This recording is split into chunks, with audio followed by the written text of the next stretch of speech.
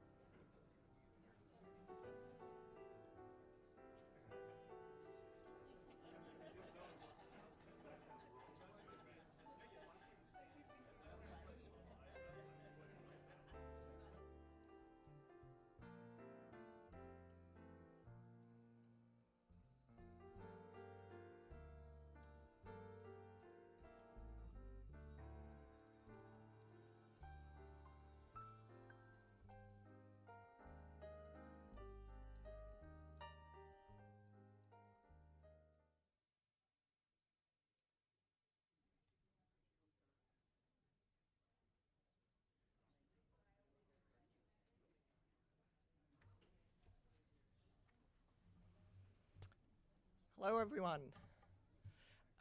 So I'm Rachel Glenister, and I am president of the Center for Global Development. And I'm delighted to welcome you all here today for the launch of the joint initiative between the Center for Global Development and the Market Shaping Accelerator at the University of Chicago.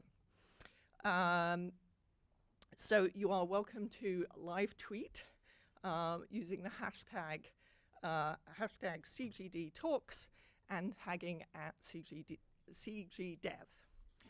You can participate, those of you in the room, in various Q&A sessions that we have coming up. And if you do, please stand up and tell us your name. And for those of you online, there is you can ask questions in the chat, and or you can email CGD events at cgdev.org. So Robert Lucas, the famous Chicago economist, said that once you start thinking about growth, it's hard to think about anything else because of the tremendous impact that growth has on human development. I think the same way about innovation, because innovation is the key driver of economic growth. But left to their own devices, markets will not deliver the innovation that we need. They'll deliver too little innovation because while we all benefit from the idea when ideas are spread, the innovator themselves will only capture a small percentage of the benefits to society. This is especially true when there are large externalities from innovations, which is true of all the innovations that we need for climate change and pandemic preparedness. Now, one approach to promoting more innovation is to provide grants to particular individual innovators who have promising ideas, or who we think have promising ideas. Now, market shaping is a very different but complementary approach to this, and it harnesses the power of markets to deliver the kind of innovation that we need by tweaking the incentives that markets provide. And so it delivers innovations that markets won't provide on their own, or at a scale and speed that markets won't provide if left to their own devices.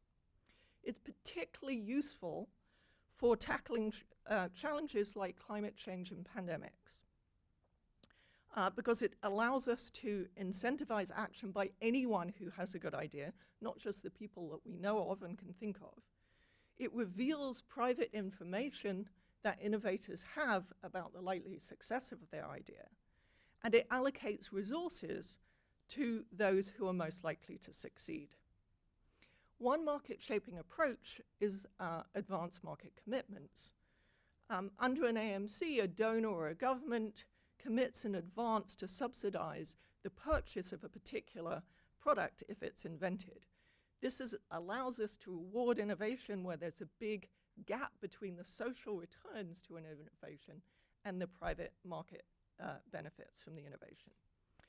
It ensures that innovators are rewarded while keeping prices low, and promotes large-scale mass production of the innovation.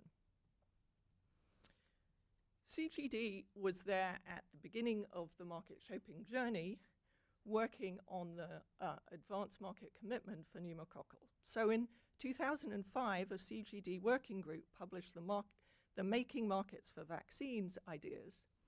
And then CGD was there throughout the process as and the AMC proposal for, originally the idea was looked at malaria and rotavirus and pneumococcal, and then the working group decided to focus on pneumococcal and brought that AMC all the way to fruition with a $1.5 billion AMC for the pneumococcal vaccine. Now, Michael Kremer is going to say a little bit more about that later this morning. From our experience at the Market Shaping Accelerator, with pneumococcal and the work that I and others did trying to advance COVID-19 vaccines, we've learned that design details really matter, and that the design that you need to promote a particular innovation is going to be different for when you face different needs and different innovations that you need. We also need a wide variety of expertise to do this kind of market shaping. We need domain experts in, for example, climate change and pandemics, health experts. We need economists who are with expertise in industrial organization. We need lawyers to draft careful contracts. We need policy entrepreneurs to persuade and work through the details of the policy design to take these to fruition.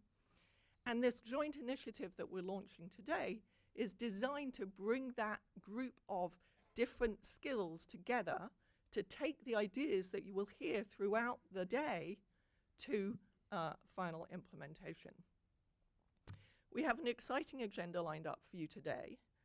This morning, you'll hear from Michael Kremer on the economics of innovation, followed by Javier Guzman, who runs the health program here at CGD, Dr. Friedricks on pandemics. We're very lucky to have him speaking and also in the audience to hear other people's viewpoints. Dr. Friedricks joined the White House and is director of the Office of Pandemic Preparedness and Response.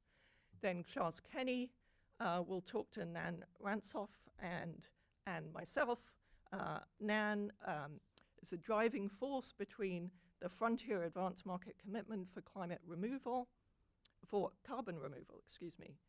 And I will talk about some of our ideas that we've been working on developing climate resilient crops for those most in need across sub-Saharan Africa. This afternoon, we'll hear from Dr. Stephanie Saki, US Coordinator for Global Health from the White House, who will talk about innovation in global health for security and biodefense. And then the MSA Faculty Director, Chris Snyder, will introduce our Innovation Challenge. Now, we have been working for the last year and more on a competition of the best ideas in market shaping. And the teams from who are, brought those ideas to life and have been working hard on them in the finalists from this competition are here to present their ideas this afternoon. So they have been working on incentives for broad spectrum antivirals, a new diagnostic that would help tackle neonatal sepsis and as a result, antimicrobial resistance. And the third idea is repurposing of generic drugs, which is, again, an idea that's been around for a while, but this is really figuring out the details of how you would incentivize that. A total of $600,000 in prize money will be awarded today and allocated by the judges. And the judges are all sitting in the room, and I hope you'll get to meet them. Chris will introduce them later today. So I hope you enjoy the day, and I'll now turn to Michael Kremer, University Professor at the University of Chicago, to discuss the economics of innovation.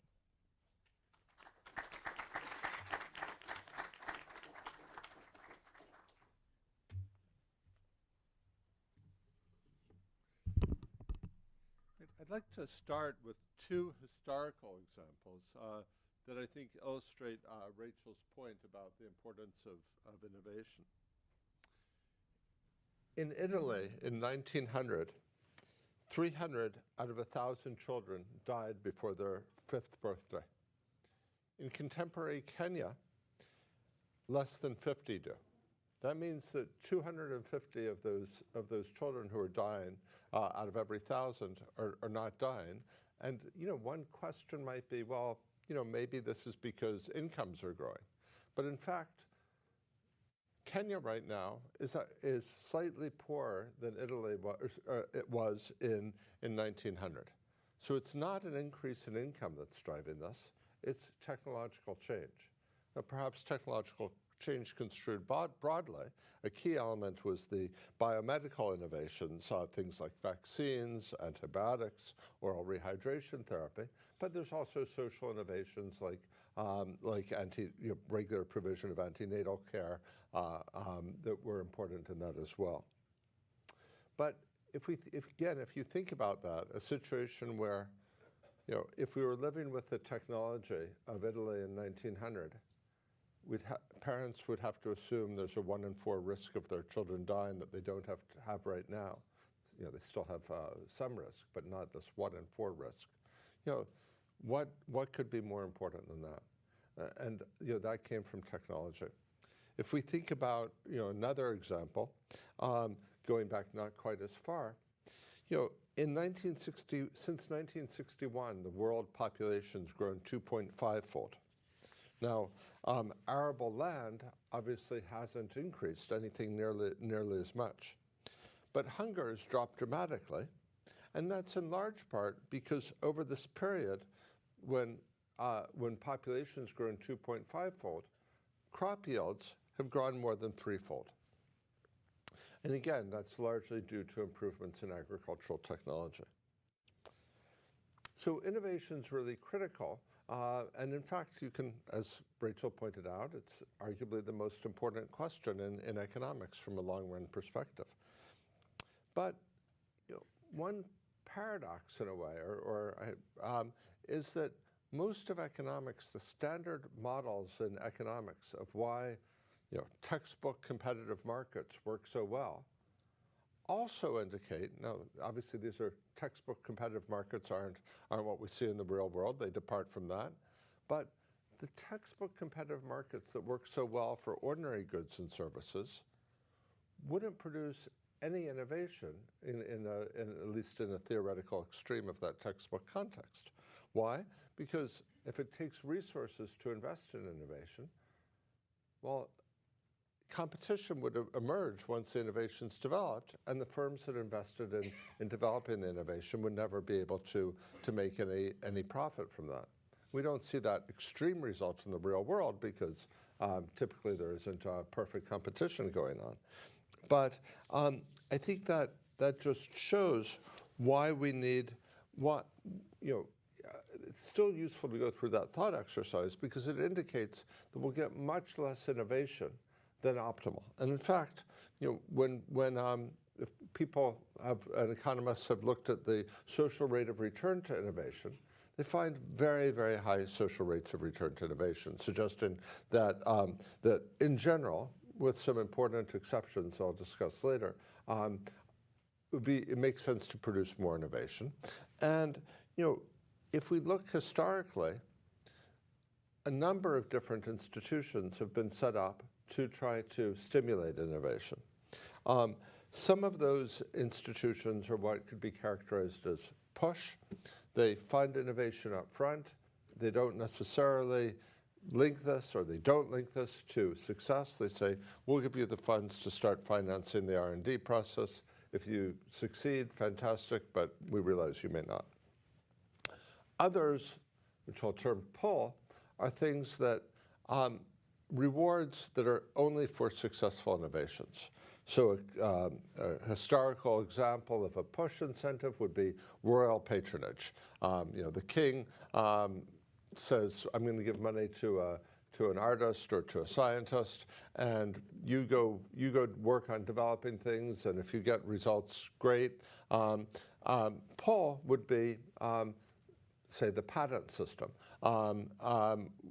If you develop a product, we'll give you a temporary monopoly on it, and that gives you the incentive to do the investment in the first place.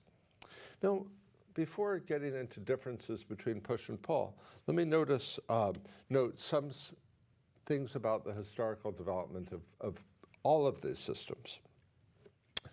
First, these systems developed a lot over time, and they're still developing. We're not going to get any perfect system. We know that the market system, a standard result from economics is indeed that the market system doesn't do a good job of rewarding innovation. So we need institutions to supplement that. And so so these institutions, there's a lot of trial and error in them because you're trading. You're not going to get the perfect system. You're weighing off various factors. And also, humans don't get institutional design right the first time.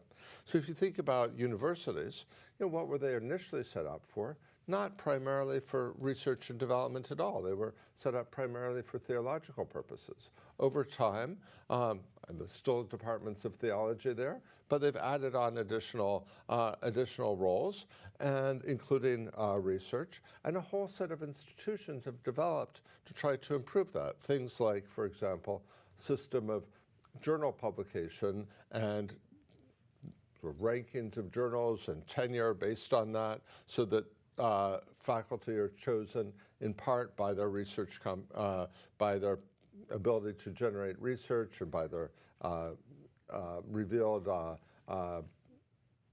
preferences for doing that. That system doesn't work perfectly by any means, as those of us who work inside universities are well aware, but it does seem to produce some benefits. Then there's a question of research funding. The U.S. pays overhead rates to universities that get research awards, say from the NIH or NSF. In the UK, they've been trying a system where they explicitly allocate research fundings to departments based on a review that assesses the quality of their research.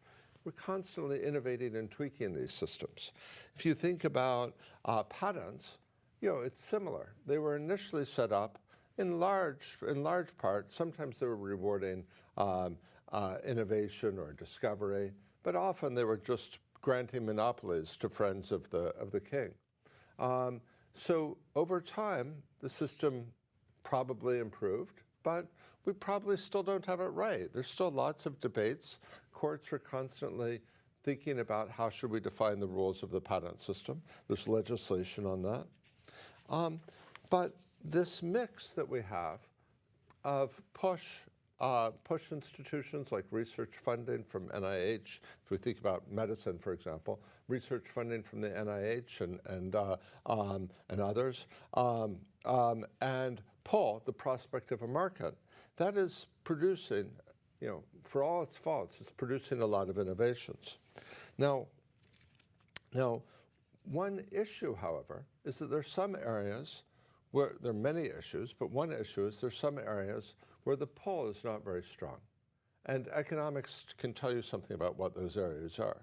But a big focus of the market shaping accelerator is, on the one hand, pandemics, and on the other hand, the environment and global warming. Both of these involve substantial externalities. The person who purchases the product, let's say purchases a vaccine, they're often given away for free for this reason, but or the person who, let's say a farmer who buys green fertilizer, for example, they're generating benefits for the rest of the world. They don't get all those benefits themselves. They won't therefore pay enough for it. Therefore, there's not an incentive to develop these products that matches the social need. Okay. Another, another problem is that there's often not enough incentive to produce products where the main purchaser is the government. Because if there's a monopsony purchaser, who's the exclusive purchaser, they can use their bargaining power to get a fairly low price. So the patent is not as valuable. And if you think about, the extreme case of this would be if you think about, I'll take an example outside the environment or outside pandemics. If you think about producing a new way of teaching reading to third graders, that's something that's going to be hard for a company to make a lot of money. It could be very socially valuable, but they probably won't get that because the government could just buy that elsewhere and not protect a patent on that. Okay, so let me speed up a little bit. I think there are let me say a little bit about the idea of that Rachel referred to of one particular market shaping approach, which is advanced market commitments. So these can be useful in trying to create a reward where there's not an existing strong pull from the market. They can also be useful in addressing a number of other problems that arise with the patent system. And again, when I say they're problems, that's not to say patents are bad. Patents are great, but they have some problems. First, by giving a monopoly, that tends to restrict access. Okay. Second, that, or maybe even relatedly, that problem is compounded when there's a patent thicket, when multiple patents are needed to produce a product. Then you can get very severe restrictions in access. They can also lead to inefficiently excessive incentives to develop innovations. For example, Me Too drugs. A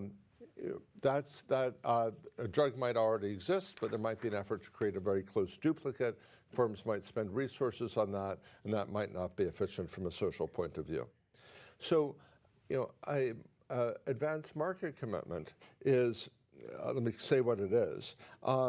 Those are legal commitments by governments or other donors to pay a fixed bonus per unit to companies that develop and produce the needed quantity of the good. So that could be, for example, a vaccine meeting certain technical specifications.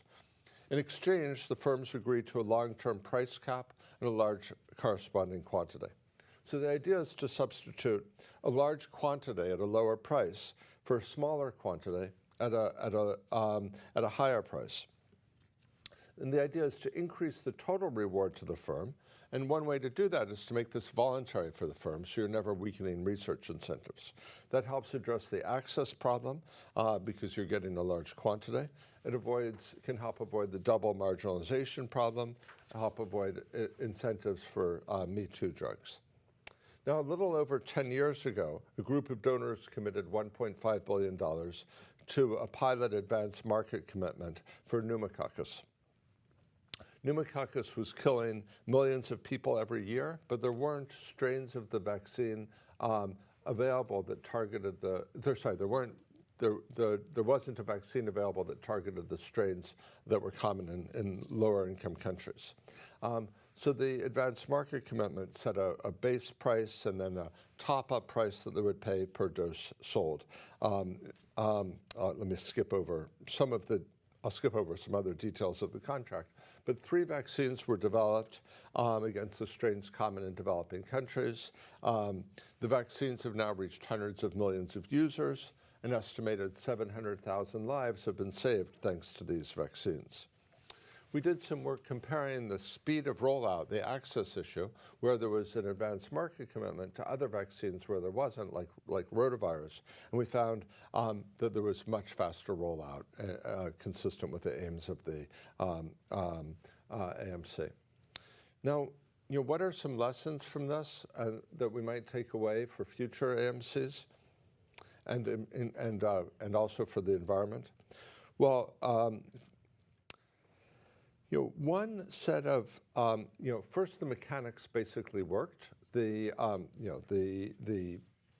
contract was established. The products were developed. The money was paid out. The vaccines got in arms. The second, one thing we can take away is that by linking to the approval to the regulatory process, that seems to have worked well. Also, there wasn't a lot of controversy over what qualified. What are some critiques? Well, some people argue that too much was paid for this. So Oxfam would take that point of view. I think the part of that critique is also these were products that were pretty far along already. And some people say, well, it was already so far along, maybe you overpaid for this and not so much was required. You can debate that, but I think one thing to take away from this experience is that the political economy of what targets to pick. So when Rachel and I had done work on this originally, we focused on malaria, a distant target. And I think there are a lot of advantages of targeting advanced market commitments at distant products. A key feature of an advanced market commitment is you don't pay unless the product's actually developed. So you pay something to set up the process, but that's very small relative to the benefit. So you can afford to set these up for quite distant technological targets. If you're doing that, then you're not taking the risk of overpaying one specific company. What you're perhaps taking the risk of is over-incentivizing research on this target. Let me discuss a way you could address that. You could address that by simply saying, choose an ambitious target that's very socially valuable, and then choose the payout that's going to be, maybe ideally it would be pretty large, but realistically you're probably not going to be able to get that much money anyway. So set the payout to be something like 1/10 or even 1/15 of the social value. Then if you compare that to the current situation, there's very little risk that you're going to overpay. If we had green concrete, if we had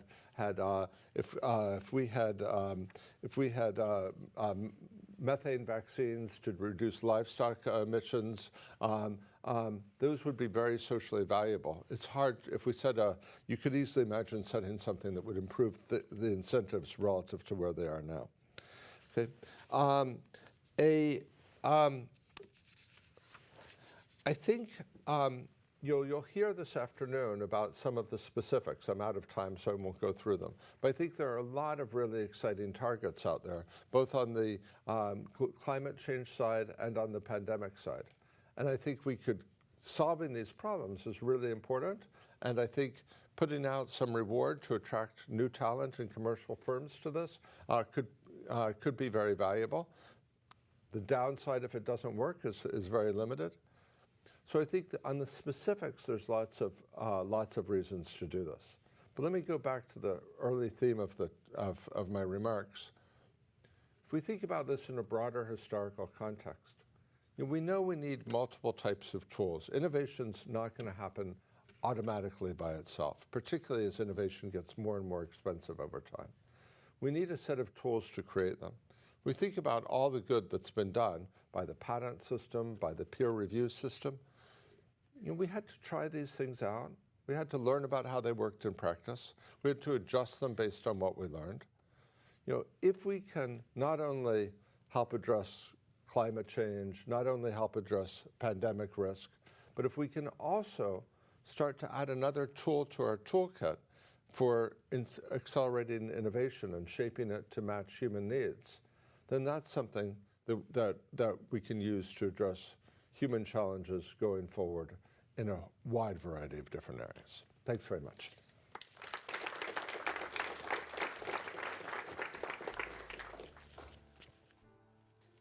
Great. Hi, everyone. I'm Leah Rosenzweig, Director of the Market Shaping Accelerator.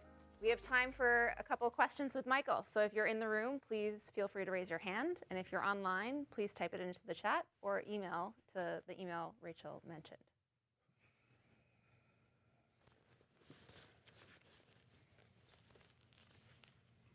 Yes.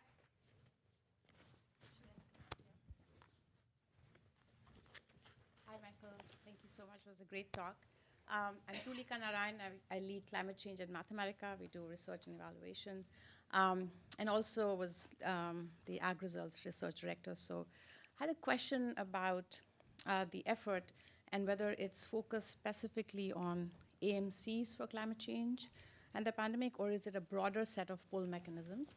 And if you could speak a little bit about, we spoke about innovation and the extent to which the innovation is unidentified versus it will be towards taking an innovation that we have a conception of to market, which is very different, right? I mean, you can have a sense that, hey, we have to solve a problem, I don't know how, and I want to give you a prize and I want to give you the incentives to solve it.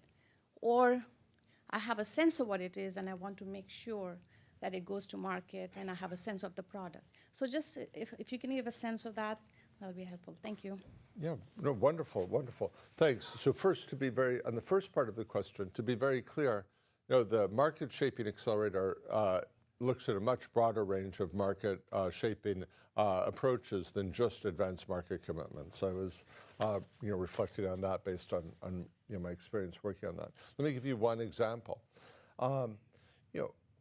If we think about environmental regulation and technology, the typical pattern we see is that regulation follows the development of the technology. regulators don't require a particular approach to be used before it's even developed. Now that creates some uncertainty for potential developers. Will there be a market for my product, particularly if it's something that generates positive environmental externalities? So if you're thinking about developing green concrete, and the investment there could be $1 billion, if you're thinking about developing a methane vaccine, to pick those two for livestock, that's something that has to, the regulatory uncertainty has to be an issue. But at the same time, the government purchases about 50% of concrete. So I think it's a pretty safe bet that if somebody developed, sorry, I don't want to say it's a pretty safe bet. I wouldn't say this if I were putting my own money into it. I wouldn't consider it that safe. But if somebody developed there are alternative processes that you could use with potentially, if it's worked out, alternative rocks that would not create, cement creates about 7% of global emissions. If you had an alternative process that could cut that by 50% by using a different rock, well, my guess is that at least some jurisdictions would create regulatory rules. So if you could just announce in advance that we're going to change our procurement system to say, do some work for the government. The procurement rules say, if you're buying software for the government, I'm sure there are real procurement experts here, and I'm greatly oversimplifying, but if you're buying software for the government, you have to buy the most technologically, the best software for people with disabilities. And I'm sure there's lawyers get into what that is. But that means that if you're developing software and you develop something good for people with disabilities, you think there's going to be a market there. You could imagine something saying, a procurement rule saying you either have to use the best, the most environmentally friendly, practical cement possible or buy credit for it. That would not be a purchase commitment, but I think it would have many of the same effects. And you could think about how that should be designed. So yes, there are many different approaches that I think could be used. And then you asked, your second question was, and sure, if the government announced that in advance, it would help create the incentives for the R&D. Do you need to know exactly what it is, or do you need to, or is it okay to have a general idea? Well, you do need to be able to specify the goal.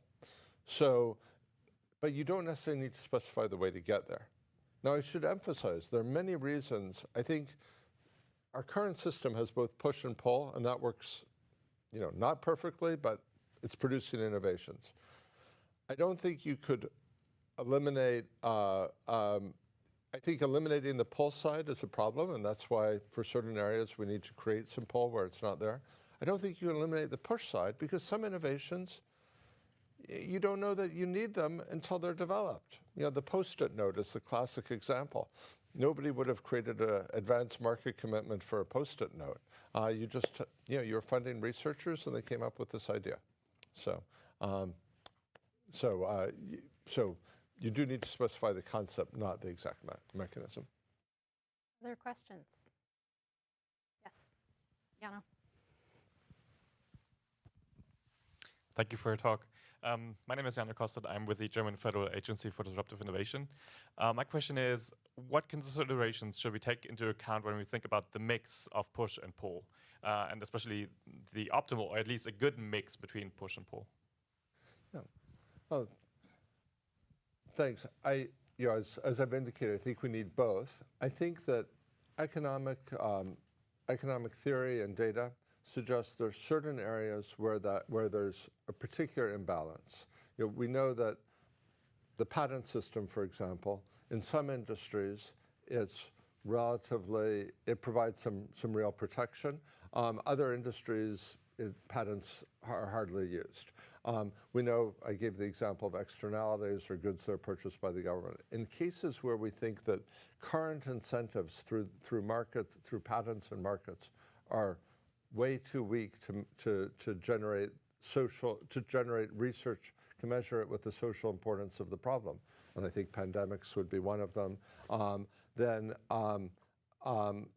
that's an area where we need more pull, and we need to supplement the patent system by adding on additional elements. So that's not a complete answer to the question, but I think without knowing the optimal mix, we can identify some areas where we know where we have inadequate pull or inadequate push right now. One final question. Yes.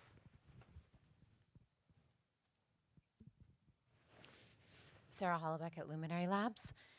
Can you think of a pull mechanism that was or could be so successful that it incentivizes pushes later on as we stimulate the market to develop new technologies, positive externalities, and then you have a virtuous cycle?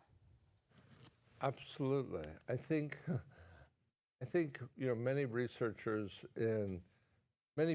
some researchers like to think of themselves as, we are in an ivory tower, we're just following the, pure intellectual leads. But of course, they do care about, are their innovations going to affect things in the real world? And research funders care about that as well.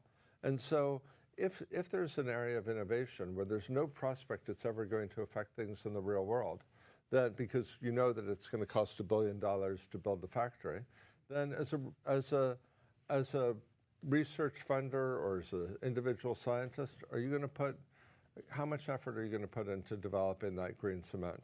Well, if there was a regulatory pull to try and induce green cement, then I think that would attract a lot of push effort by individual scientists, and it would attract research funding as well from regulatory agencies, from philanthropy, to say, hey, it's now worth investing in developing the whole new technology for producing cement because there's a prospect that it'll get used. So I think these are push and pull. I think should work together, and I think that would be an example of how they could. Great. Well, please join me in thanking Michael.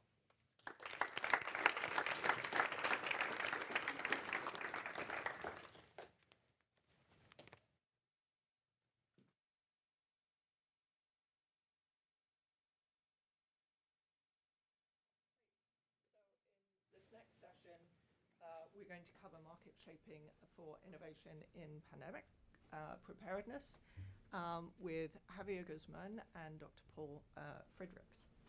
So speaking first is Javier Guzman, who is the Director of Global Health Policy and a Senior Policy Fellow at the Center for Global Development. Javier has worked as a physician, researcher, analyst, and policymaker in the US, United Kingdom, Australia, and his native Colombia. Over to you, Javier.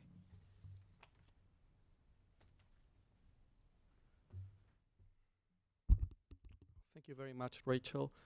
And let's get into pandemic preparedness and response. And you might remember that in May, June 2021, in the middle of the pandemic, we were scrambling to basically think about a system to better prepare for outbreaks like COVID. And two seminal reports came out. The first one, the high-level panel convened by the G20, where we, CGD, played a big role. And the second one, the independent panel for pandemic preparedness, convened by WHO. And both had similar recommendations in relation to how you finance pandemic preparedness and response, and how you access medical countermeasures. Unfortunately, if you look at the slide in 2024, so 3 years after, the progress has not been great. And I'm not going to get into the specifics of the problems with governance or the problems with political leadership. I'm just going to focus on two key elements that are associated with market shaping. The first one is new financing, and the second one is access to medical countermeasures. So if we think about the continuum, where we have, the peace period, we don't have outbreaks, we're preparing, and then we get, a potential outbreak, and then we declare a public health emergency of international concern. Then you've got the pandemic phase, the transition phase, and it's a cycle, right? If you look at the whole cycle, we think that there are few key challenges that will actually change how market shaping and how markets react to developing and scaling up the rollout of medical countermeasures. So the first one is the trigger. So the trigger is when WHO basically says there is a public health emergency of international concern. We saw that with Mpox a few weeks ago. And interestingly enough, it's not only WHO now, we also saw Africa Centers for Disease Control declaring a public health emergency of continental concern. But the interesting thing about the trigger is that now we have a black and white trigger. Basically, you do have the possibility of affecting international travel, international trade, or you don't. So it's either you switch on or switch off. And that is problematic because if you think about how firms, how researchers, how developers respond to this pandemic preparedness space, it's much better to have some sort of a continuum where you say early warning system, this is coming up. And that will basically provide the right signals to the developers. So we don't have that. We don't have that in the international health regulations, and that is work that we need to be doing on how to design it. The second point is day zero financing. Some people call it surge financing, some people call it at-risk financing, but the whole point is about Mpox basically was declared a public health emergency of international concern, and we didn't have the money to procure countermeasures, to do additional research on fractional dosing or childhood vaccinations for kids. So that day zero financing is an essential element of the response. How much is it? So some estimates, Rushila Gerval, who is a non-resident fellow with CGD, estimates that the minimum level is 20 billion, but it could go up to 50 billion. You know, is to procure medical countermeasures, but then we talk about surge manufacturing. We also talk about signaling the market about what are the key essential R&D priorities within a public health emergency. That is also a very important area of research, and it's a big challenge. Linking it with the next one, which is more about, once that pandemic is declared, public health emergency is declared, the transition phase, and we get into peace period, we talk about the pandemic fund, which is actually one of the key successes of, the preparation in the past couple of years. And the pandemic fund was established with support from the US government. It has now funds of 2.7 million committed, but it's far from the amount of money that was basically that we thought was needed. So if you look at the report that I was talking about at the beginning, we said $10 billion per year over 5 years. Now the pandemic fund got 2.7 billion, sorry. And that is the first problem, the problem of how much money. The second problem is where the money is coming from. So the money is only coming from voluntary contributions from governments. We do not have innovative financing. We do not have private philanthropic funding. And that is a key question mark. How can you actually get the fund to get a more diversified funding base? But the second issue with the pandemic fund is scope. So the scope at the moment is mainly pandemic preparedness, one could argue at the national level. How could we get the fund to basically support regional public goods, global public goods? How can we actually link it with the day zero financing, the surge manufacturing that is needed? All those are questions that will need to be answered, especially as the new replenishment is coming up in the next few weeks.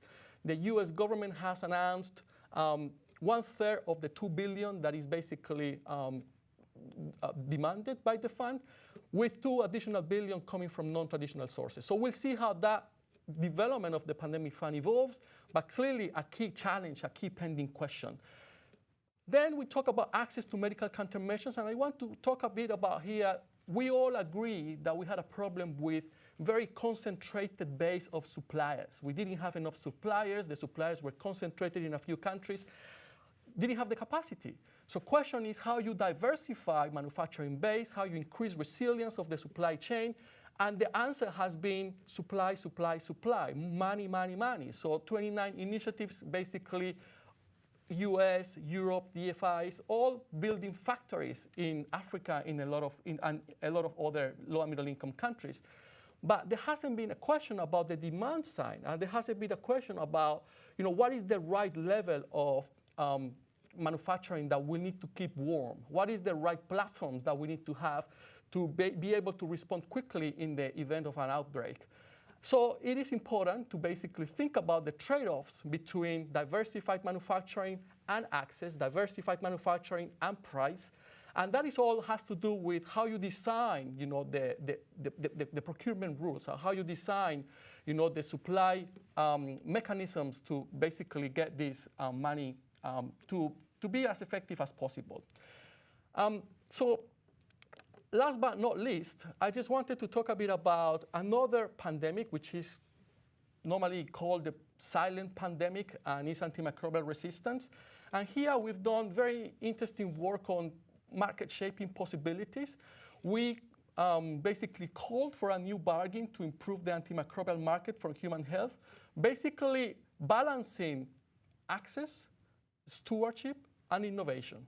And the question there is sometimes, high-income countries think of innovation as their solution to antimicrobial resistance and stewardship as the prerequisite to actually get access in place in low and middle-income countries. On the flip side, low and middle-income countries think of innovation as something that is not really needed because we don't have access to it anyway. And high-income countries actually are forcing us to put measures in place to reduce consumption, even though we're not consuming that much. So that grand bargain is very important in terms of access and responsibilities. So how could you actually have this sustainable way of securing access, improving innovation, and improving stewardship? And we've got two specific proposals. The first one is the Sustainable Access Hub, which is basically, if you think of it, how you can actually set up, and it's not from scratch, how could we actually build from the existing architecture to have a facility either at the regional level or at the global level who could actually have 5 main functions. So the first one is a pool procurement function, clearly important in terms of measuring demand, in terms of aggregating demand. Importantly, the hub will also help in terms of getting data, consumption data from countries, getting data on access to medications, antimicrobials, and diagnostics from countries. It will also have a very important market shaping role in terms of paying, not for the lowest possible price, but paying for sustainable manufacturing, paying for environmental appropriate manufacturing, for resilient supply chains. Clearly, this is something that is a proposal on the table. The window of opportunity is coming up. The high-level meeting on AMR is coming up in New York in a few weeks, and we'll see whether funders and low and middle-income country governments step up to the plate and think about how you actually can make this happen. The second proposal has to do with an EU subscription model a subscription model for the European Union. You've got a new European Commission in place. Clearly, the European Commission has been thinking about ways to incentivize innovation. They thought about transferable intellectual property rights. We think that there are better ways to incentivize innovation, and we are coming up with the linkage between innovation and volumes, which is very important in antimicrobial resistance. We should not pay for innovation on the back of high volumes, because high volumes basically mean increased likelihood of resistance.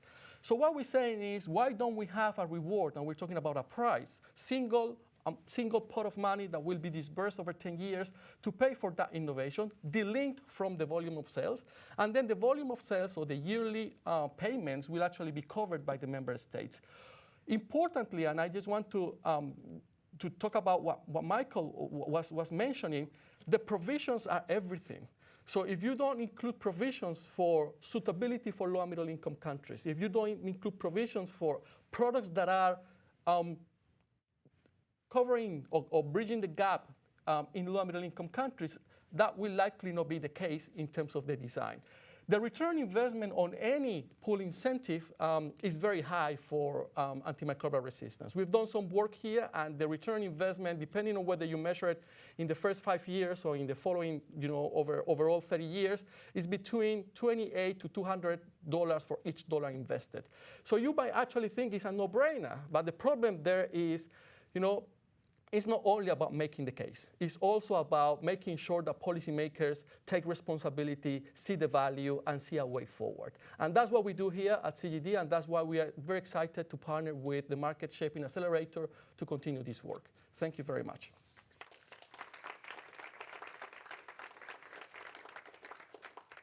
Now, it is my pleasure to introduce Major General retired Dr. Paul Friedricks, who is the director of the Office of Pandemic Preparedness and Response at the White House. Paul, welcome to CGD.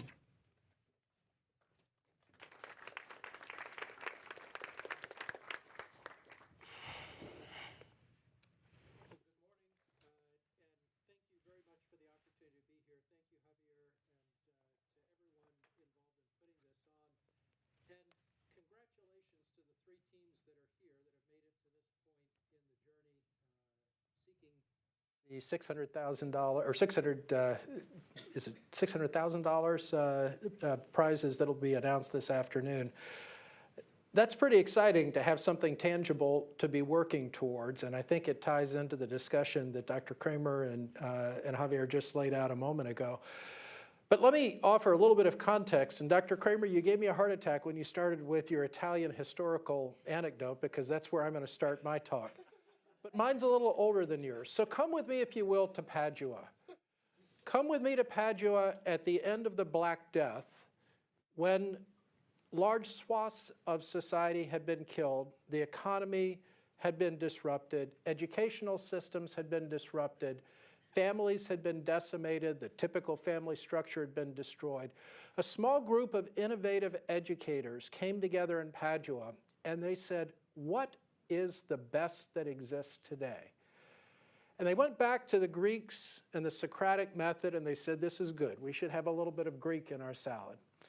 And then they went to the Arabic world, and they said, you know, there's some really incredible knowledge still present in the Arabic world that we've lost. And they brought in this knowledge from the Arabic centers, and they melded that with the Socratic teaching methodology.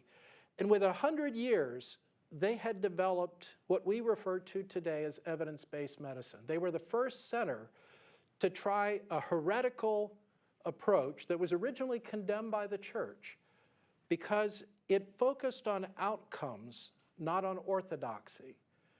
It actually focused on what happened to the patient as a result of an intervention, not just on what the right intervention should be. That became the foundation for extending both the quality and the quantity of life throughout the Renaissance. It provided the foundation for a reform in education. It is, in my opinion, the sort of innovation that you should aspire to as you think about what you will do over the next 5 to 10 years. Because you stand, much to my envy, at an inflection point. For those of you near the beginning of your careers, I envy you, because you have the opportunity to leverage an incredible confluence of events.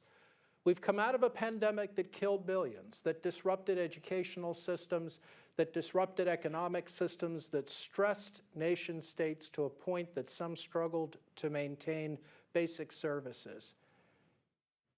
But we've not learned, unfortunately, some of the key lessons that we should have from those 4 years. You have the opportunity to show us, as policymakers, what can be done with the confluence of our shared experiences over the past 4 years and the confluence of rapid improvements in biotechnology, continued rapid improvements in compute, and rapid improvements in AI. That confluence of those technologies, I submit to you, is rewriting what is possible and what we can't even imagine.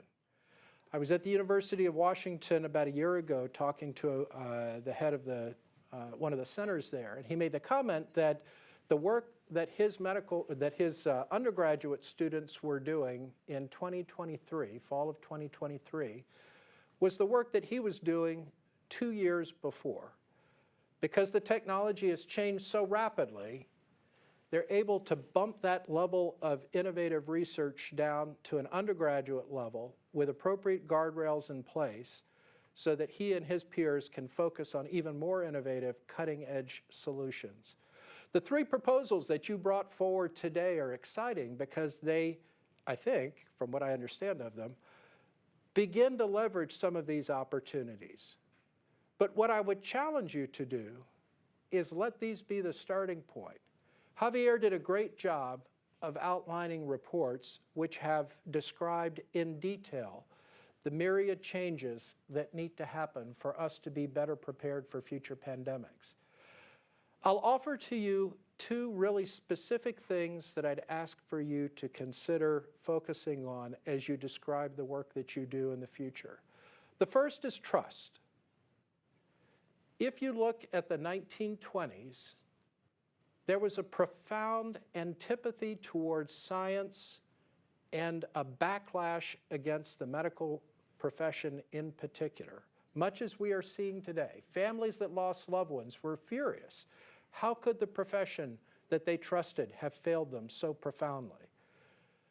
Business owners were furious because they'd lost their businesses. We're at a point now in which, depending on which survey you look at, more than 30% of people in the United States and Europe and in other countries question the validity of the work that you do.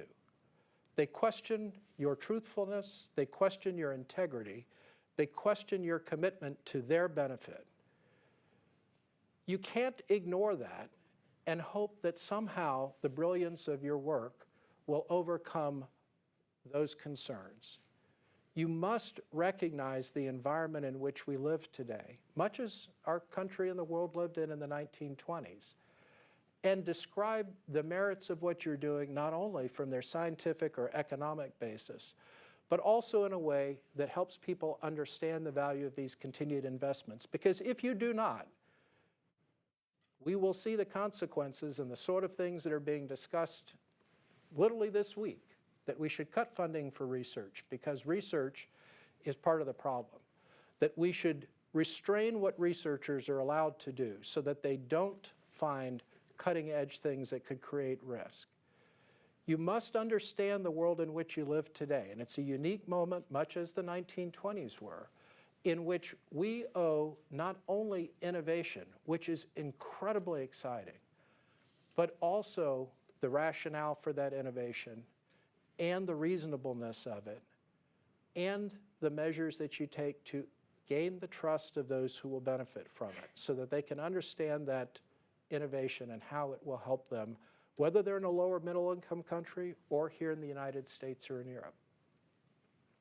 And the second thing that you have to be able to do is to explain very clearly why innovation is necessary. Both speakers this morning laid out parts of that, but I'll tell you that as we look across the portfolio today, as we look across the two reports that Javier mentioned, the National Biodefense Strategy, you can pick any number of publications that are out there.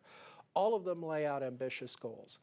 And people are trying to jump to the quick and easy solutions. Build more mRNA production facilities. Build more of this factory and you'll solve the problems around the world. That's, I think, a dangerous narrative because it will divert funding to solutions that are not sustainable, as Javier so rightly pointed out. In reality, what the three proposals bring forward, and what to me is personally very exciting, are incremental innovations. Not that I believe we should take incremental approaches because we can't be more bold or audacious, but because what each of you are proposing are things that are feasible and sustainable. And that must be part of what you continue to work on. As Dr. Kremer laid out, it is wonderful to have a great solution, but if no one pays for it and you can't sustain it, it's not a solution. It becomes yet another paper that sits on a shelf and occasionally gets referenced in other people's papers. We have a real opportunity and a real challenge, particularly here in the United States and in Europe, to more clearly articulate the value of research and how we are building towards sustainable solutions. And it starts with that demand that Javier talked about at the end of his comments. It is crucial that we continue to invest in innovations that address basic public health, basic primary care. We can't get to those market-changing global solutions that bridge the gap between the 4 billion capacity to produce vaccines that exist today and the 16 billion demand for vaccines that we would need in a pandemic, unless we continue to incrementally build that primary care and public health infrastructure and build the demand over time for more and more routine vaccines being produced, routine therapeutics, routine diagnostics that are used on a daily basis so that the infrastructure is in place to surge to exigent circumstances as we go forward. I'll end where I begin. Thank you for the work that you are doing because we desperately need innovative solutions. I envy you for the opportunity to do the work that you're doing. And I challenge you, address trust and address sustainability as you go forward with your solutions. Thank you very much.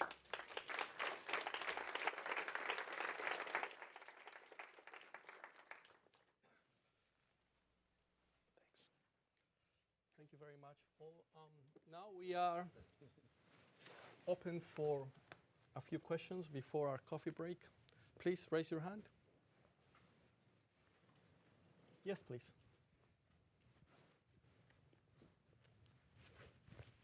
Thank you. Thank you for being here today and sharing those remarks. I'm Anupama. I'm with Merck, or MSD as we're known outside the US. And so a lot of the comments here have really resonated in the development of innovative products and how to bring them to both low-income countries, but also globally. You touched on something, and as well as the previous speakers as well, about sort of breaking down this concept of demand. We talk about demand as if it's just one dimension. And I think, the points that you really raised about trust, it's obviously unmet need. Is the infrastructure there and ready to then adopt these new technologies? But I was also wondering if you could speak a little bit to political will, because I think we see a lot of that also sort of shaping, whether that's the political will to invest in a pandemic fund, whether that's the political will to continue to sustain warm manufacturing, as Javier mentioned, or again, how does that really link to the concept of trust as well? And I think we see that a lot, especially here in the US in our climate today. And just would welcome any thoughts for how do we navigate that dimension, I think, as well of all of this. So thank you. Yeah, so that's an incredibly important question to ask in a democracy like ours, or in Europe, or in other countries in which elected leaders make the final decision about where the next dollar will go. We can have all the deep thoughts that we want about where it should go, but we should be honest with ourselves that those decisions are going to be made down the street, not in a room like this. And one of the challenges that we face today is that we lack a coherent and consistent message about what problems we're trying to solve. As I've had the chance in this role and in previous roles to go and meet with elected leaders, one striking thing is the change in the complexion of who's in our Congress right now. The number of people with background in biology, with background in R&D, with background in academia or economics even, is very different today than what was there 20 years ago. And so many people walk in and they want to drop a 400-page document on Congressman X's table and then have some deep, thoughtful discussions about some niche technology. What you've successfully done is wasted both your and her time, because she has no idea what you're talking about and is less interested than ever if you gave her a 400-page document that she has to read before she can understand what you're talking about.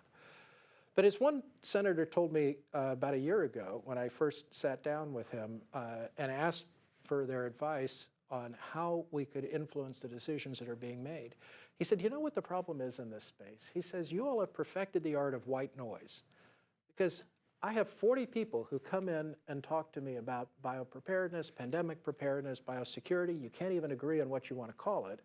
And every one of you has a different solution and a different problem statement. He says that's the definition of white noise in the political space. He said, if you want to be successful, and actually he held up the climate narrative as a more successful, not successful, but more successful narrative. There was consistency of message, consistency of outcomes, and consistency of asks. If every person walking in the door has a different problem statement, a different outcome they're trying to achieve, and a different ask, you essentially cancel each other out, and we wind up appearing as if we don't know what the real problem is or what we're trying to accomplish. And in the space where you may, if you're lucky, get 10 minutes of real attention with a senior legislator, if you spend that 10 minutes having to do a vocabulary lesson to get to the point that you can describe whatever it is that you want them to support, I would respectfully submit you've missed the point. What you really, and we collectively need to do, is more effectively articulate those shared high-level goals. In the United States, for example, every year there's something called October. At least in the last 59 years, it's been a pretty reliable event. And right around October comes this thing called respiratory syncytial virus. And right after October, there's November. And then there's this thing called flu. And somewhere after RSV and flu, there's a COVID wave, at least for the last 4 years. And by March, tens of thousands of Americans are dead of a nearly completely preventable confluence of infectious diseases. And we shrug our shoulders and we say, well, that's what happens every year. That's right. It is a real-world opportunity to make investments that could target those losses and understand why we continue to lose tens of thousands of lives every year for things that can be prevented. But it gets back to the political space of then being able to describe why those are the right investments to make, and how making investments in reducing the loss of life from a very predictable annual biological event helps us improve our preparedness for the inevitable but unpredictable next biological event. Thanks for that question. Maybe I just say a few words about demand. One very interesting conversation we have about increasing the resilience of supply chains and increasing local regional manufacturing is that we assume that policymakers, are ready to pay for locally manufactured products simply because they are in the region, without having any provisions that the access will be there or that the price will be, how high the price will be. So I will ask whether Colombia, where I come from, will be happy to pay for a vaccine manufactured in Brazil, more with a small premium over the vaccine manufactured in India, and why would that country do so? And it's the same conversation if you have the Kenyan policy makers saying, yes, you want local manufacturing in Africa. Are you happy to pay for a premium for this product that is manufactured in Ethiopia? And that hasn't been, clearly articulated. And of course, the commitments are not there. So it's very easy to say, yes, we want more local manufacturing. Yes, we want more regional manufacturing, and to support those efforts. But unless, the flip side of the coin is there, then it will not be sustainable. Any other question? Yes, please. Ishani. Thank you. I'm Ishani Kanpal. I'm a senior fellow here at CGD. As a development economist, I've been sort of struck by the lack of something I've heard, something that I haven't heard, which is a lot about equity and meeting unmet demand, going back to the first question, but in low and middle income countries. Now, I understand that you work at the White House here, but even, if we're only talking about American lives, obviously it's a national security concern when, Mpox or COVID circulating at high levels, even despite the presence of some of the most effective vaccines known to humanity, and very low levels of vaccination coverage in low and middle income countries, that obviously does have impact on our lives here as well. So whether it's sort of a global concern or a more domestic outlook, I'd just love to hear your thoughts on the role that high-income countries play, not only in spurring innovation, but also in securing access to it around the world. Yeah, I think that has been an underpinning of this administration's approach to biopreparedness. If you look at the executive orders that President Biden signed in the first 48 hours that he was in office, I believe 2 or 3 of them explicitly focused on biopreparedness. And in each of them, the premise was everyone should have access to the measures that minimize risk or mitigate risk. And that everyone was not everyone just in urban areas in the United States or just in the United States. It was a global commitment. And you heard the discussion that Javier laid out about the pandemic fund. That was part of our commitment to try and energize additional resources to move towards that. If you look at what the U.S. Agency for International Development has done for decades, trying to build that broader capacity so that there is broader access to health care. And it is premised on the point that I made earlier. If there is no running water in a healthcare delivery facility, it really doesn't matter if you build an mRNA factory, because you're going to have more fundamental problems to address in that market, and you're going to have to continue to address those really fundamental problems while that factory sits idle. There has to be a collective approach across the spectrum of interventions that include things like the very ambitious, but I think often laudable SDG goals that we've all agreed to, of making sure that there's running water in healthcare facilities, that there's access to appropriate medications, that there's someone available to administer vaccines, and as you grow those capacity and capabilities in countries, you grow the demand that stimulates our industry partners to produce more of the diagnostics, therapeutics, and vaccines that can help protect that community. So it's a yes and all of the above, need to be addressed. And that's why I'll end, since I just got the 1 minute warning here, by going back to Padua. Think about how exciting that must have been to sit there and say, what is the best in the world, and how do we bring it into one place to inform what we do? That must have been a phenomenal moment in history to sit there and say, let's take all of these best practices and actually put them into execution, and then watch over the course of literally just 2-3 generations, a transformation in what happened in education and healthcare delivery and in the outcomes that resulted from that. Of course, equity is the foundation for that. It's not about how you do that for just some, it's how you do it for all. But the opportunity that you face is to embrace that opportunity to bring the best of pull and push mechanisms, bring the best of evolving technology, bring the reality that that best will face skepticism, and we need our best minds helping us communicate what we're doing and why we're doing it. Because we truly are at an inflection point that would allow us to reshape how we care for people, not just in Washington, but all over the world with the technologies that we're developing and deploying right now. Congratulations again to those of you who are here, and thank you for the opportunity to share a few thoughts. Well, thank you very much, Paul. A round of applause, please, yes. So we have a coffee break for half an hour. We want you all back here at 11 o'clock for session 2, Market Shaping for Innovation in Climate Change. Thank you.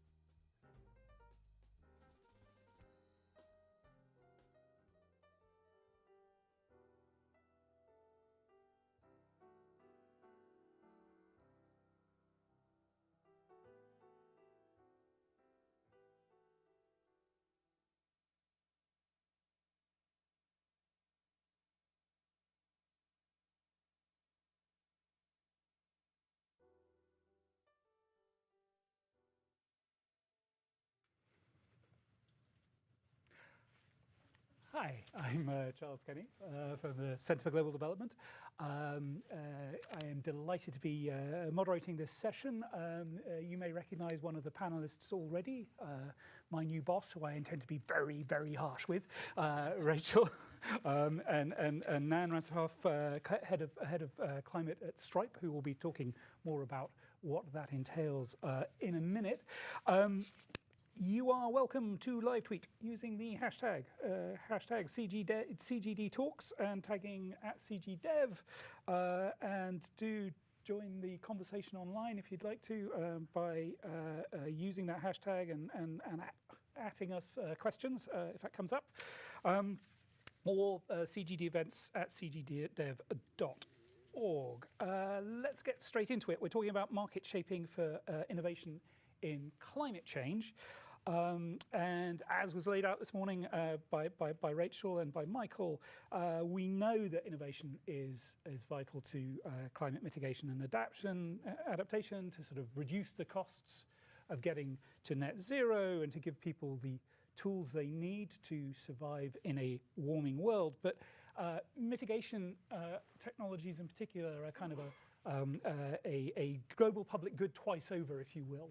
They're a technology, but also they are a technology to deal with a global public bad of greenhouse gas emissions.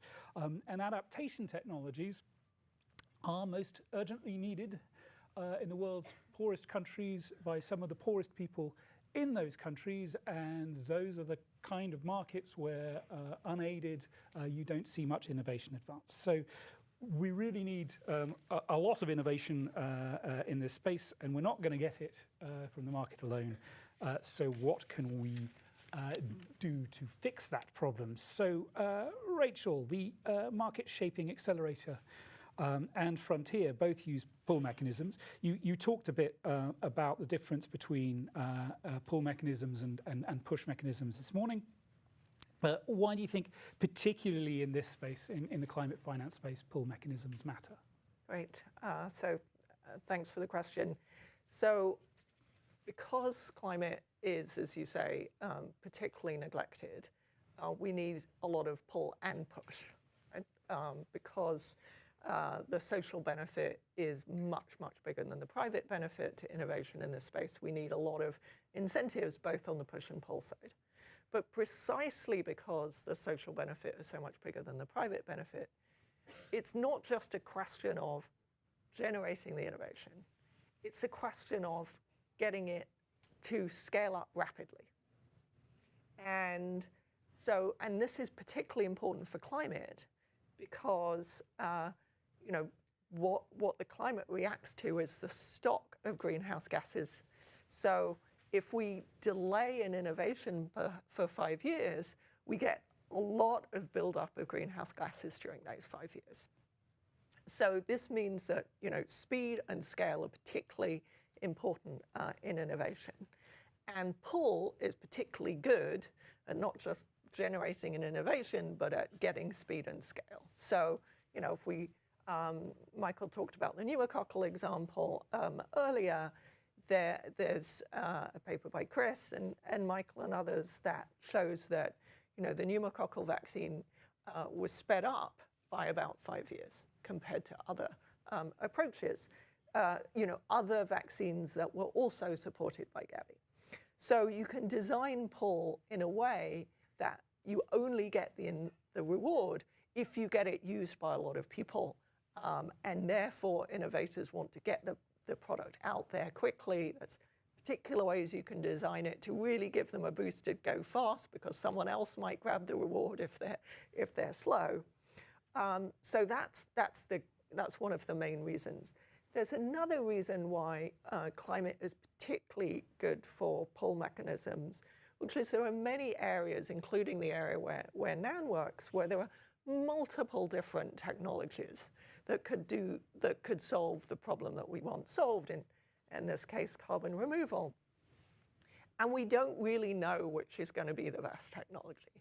And that's where pull is a really good approach, because it allows everyone to compete for the reward, and you as a funder don't have to specify at the beginning you know, I'm only going to do a climate fund for this particular technology. You can do it for any carbon removal. So, and that's true across a lot of different climate areas. Cool. Well, and thanks for introducing a little bit of what Nan is up to. Nan, thanks very much for joining us. And can you tell us a little bit about Frontier and about the AMC for accelerating carbon removal? Yes, Frontier is an AMC that is now over $1 billion to buy permanent carbon removal by 2030. And this is really grounded in the climate science. We know that in order to get to net zero, we're going to have to do two things: stop emitting in the first place, and that is, you know, the bulk of what we have to do. But we're also going to have to suck CO2 out of the air for legacy emissions, and sort of on the path to net zero, we will be emitting more. So the problem with carbon removal is that until quite recently, it's had this chicken and egg problem where, you know, there have been no customers, and as a result, there have been very few innovators. The problem with carbon removal is, you know, there is no natural customer. When you're pulling CO2 out of the air and you're storing it somewhere permanently, there is nobody obvious to buy that thing like there is with energy or cement, et cetera. And as a result, if you are an entrepreneur, why would you start a company in this space if you have no prospective revenue? And if you are an investor in this space, why would you invest in a company that has no prospective revenue?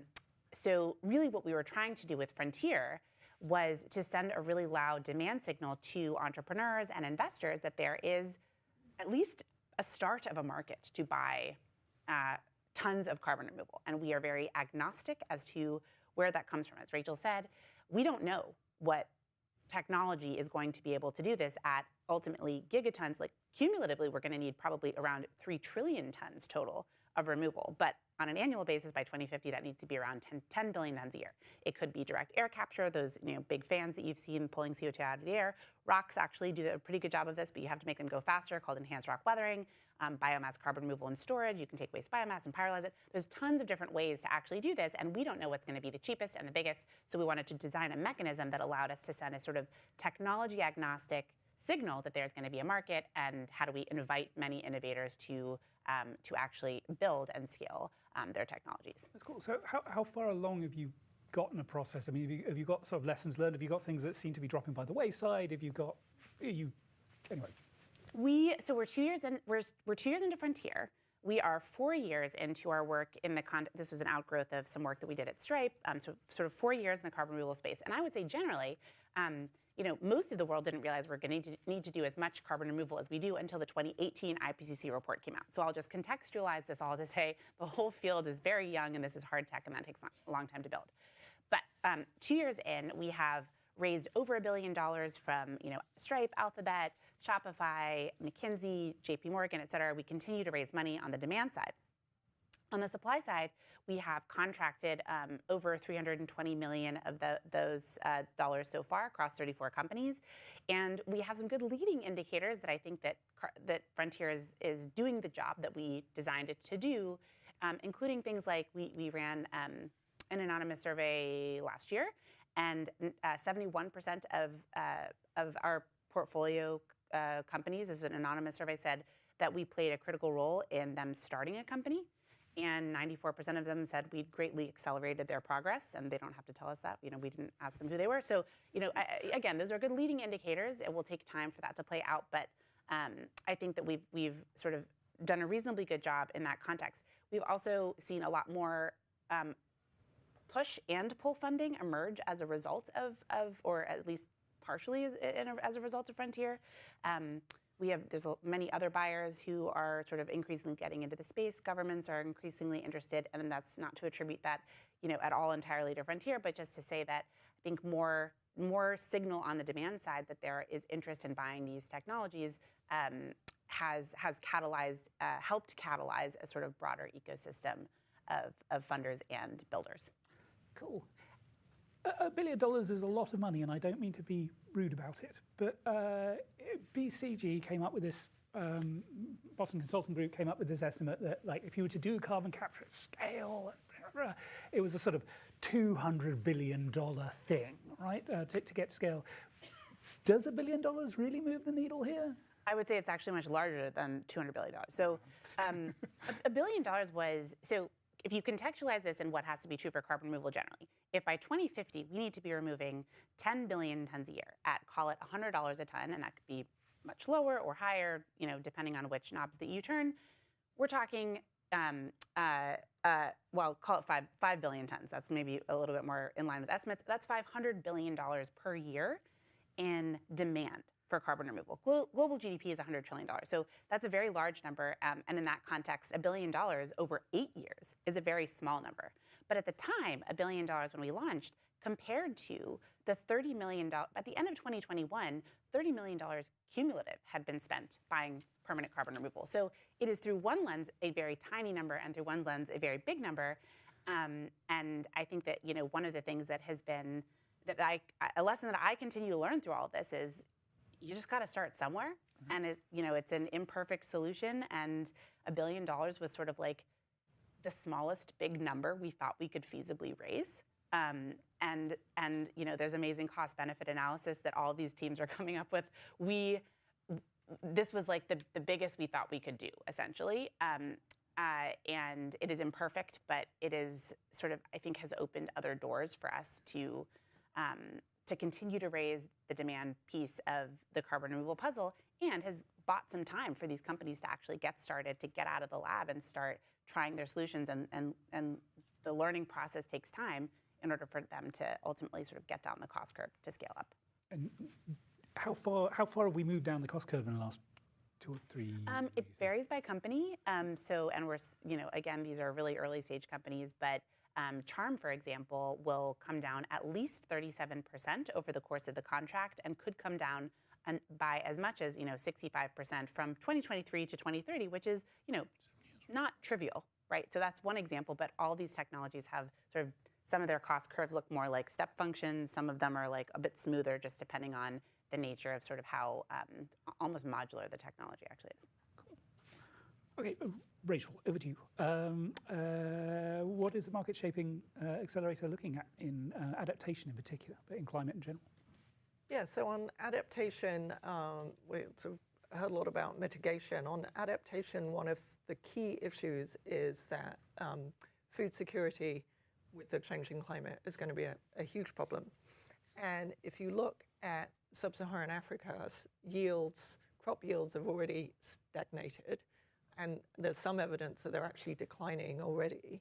And with climate models, it's predicted that yields will, if farmers don't change their behavior at all, yields would fall by 45% in sub-Saharan Africa. And even if they adapt their behavior to other crops that are around, still have yields fall of 28%. So one of the things we've been looking at is how do you stimulate innovation for crops that are climate resilient in countries where, and for crops where we're seeing remarkably little innovation at the moment. So, in the US and the EU, there's a lot of work to bring out higher yielding varieties all the time. Already companies are looking at how do you make things more drought resilient, heat resilient. But there's just remarkably little work happening in many crops in sub-Saharan Africa. And that's for two reasons. One is that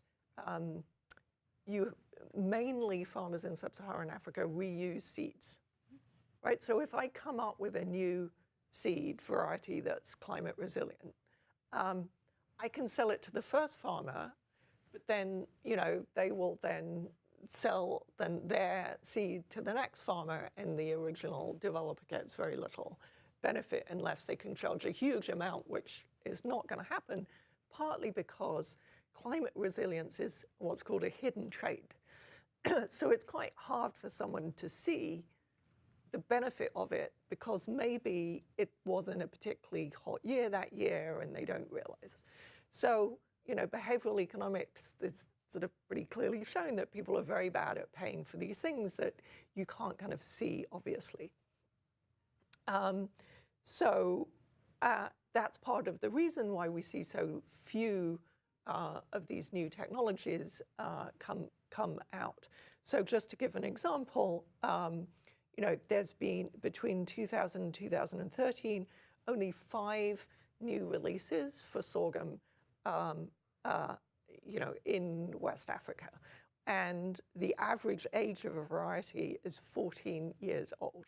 So, in everywhere else in the world, people are updating quickly.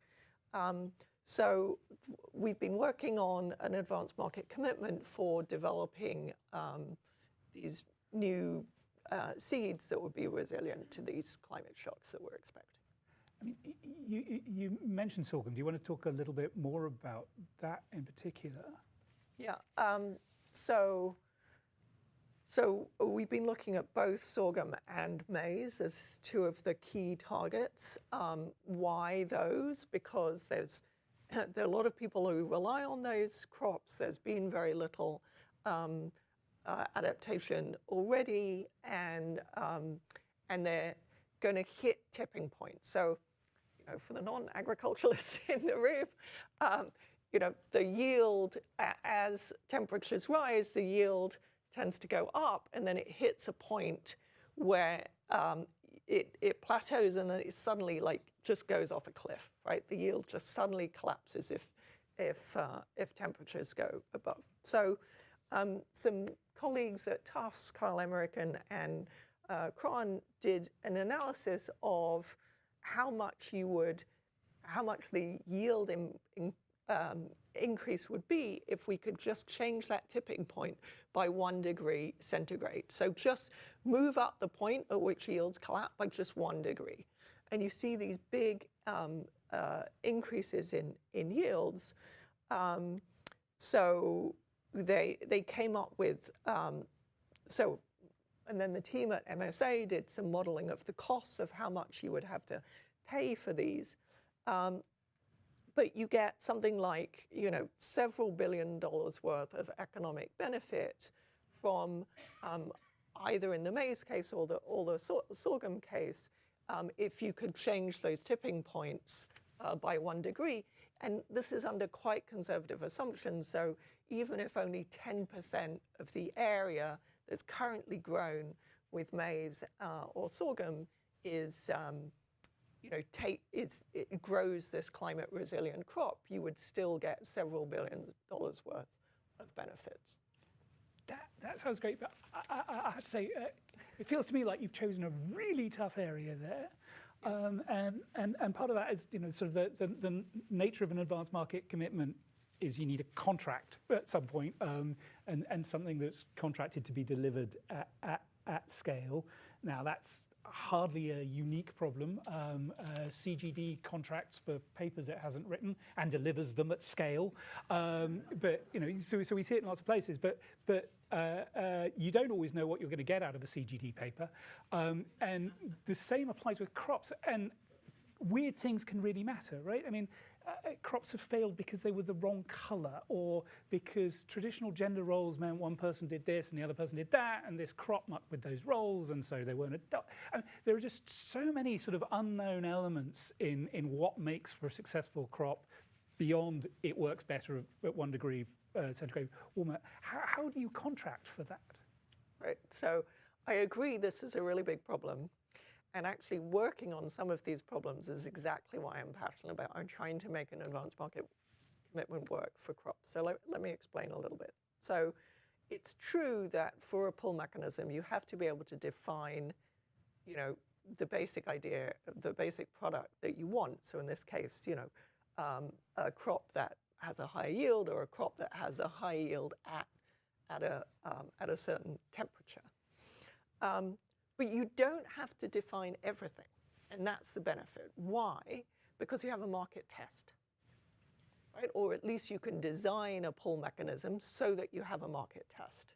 And that's the advantage of an advanced market commitment over a prize, is that it builds in that you only get the reward if farmers use it at scale, right? So that builds into the incentives of the developer at the beginning, that they develop something that the farmers are going to find easy to use and has the right taste. Now think about how we currently do innovation for agriculture in low and middle income countries.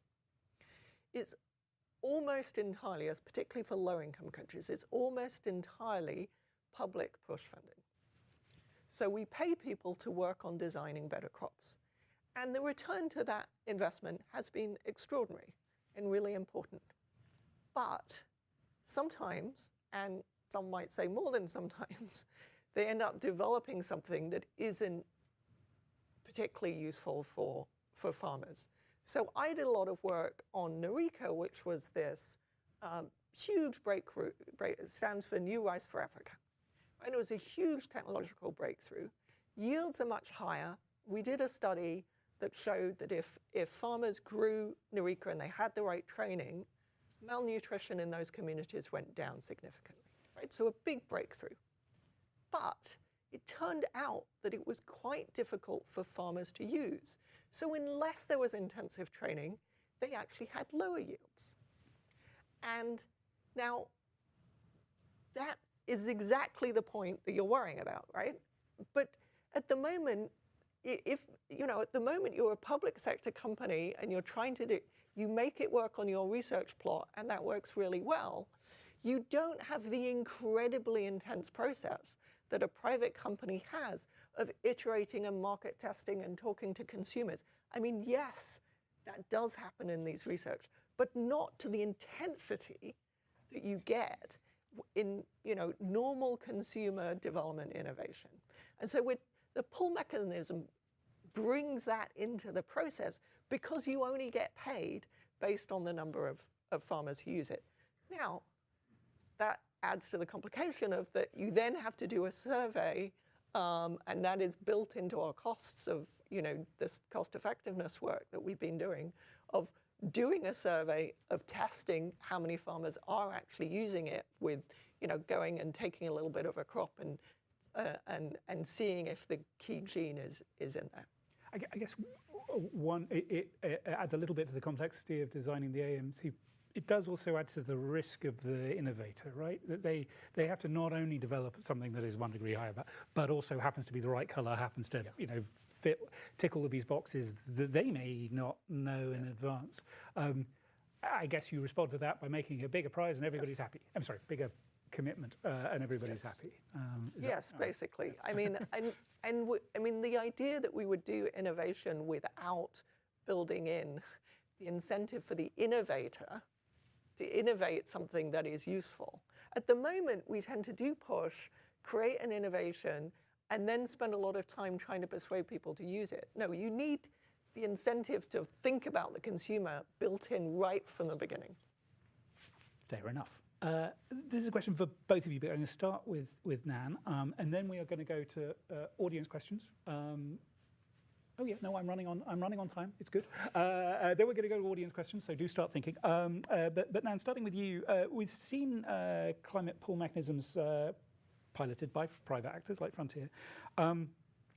Where else do you think that there's a role for the private sector in particular to be creating these mechanisms? And then where is it you just really need to have governments do it?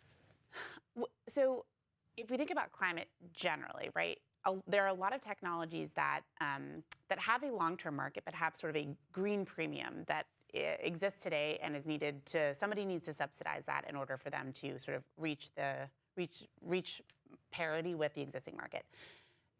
Clean cement, clean steel, clean firm power, these are all good candidates in theory for an AMC. The first choice funder for many of these, especially because the subsidy is so large to get these technologies down to market parity, is the government. And I think that AMCs are a compelling policy tool for governments for a couple of reasons. The first is that they are lower risk because the buyer only pays upon delivery, and so in that sense, it's a relatively good use of taxpayer funds. The other reason it's good for governments is because it is high leverage, right? It crowds in funding from other philanthropies, the private sector, et cetera. So I think for climate, the first choice funder for many of these AMCs is the government. The private sector can play a role and has some advantages relative to the government, such as speed. Sometimes the private sector can fund and move more quickly than the public sector. Additionally, there sometimes is more flexibility in terms of like how those funds get spent. But oftentimes, and this is very much the case with Frontier, we are nowhere near big enough to get carbon removal to climate relevant scale. It buys us time to have those conversations and to get the rest of the sort of market mechanisms in motion from the public sector. But and I think there are probably cases where the private sector could fund the entirety of the AMC. That probably does exist in some cases. But for the really big ticket items in climate, that we've talked about, probably government funding is ultimately going to be a big part of it, but the private sector can front run and sort of help get the wheels in motion for that to ultimately happen. There's a problem with governments too, right? Many of the things, especially in mitigation that we talk about, they really are a global public good. If I was the US government, I might go, well, why should I pay the entire costs of an AMC for green cement? Everybody's going to benefit. Does that get us to an international institution? I mean, that's sort of what Gavi was, right? Was like pooling money from many different countries. And climate is sort of, in all sense, the sort of canonical problem, tragedy of the commons problem, public goods problem.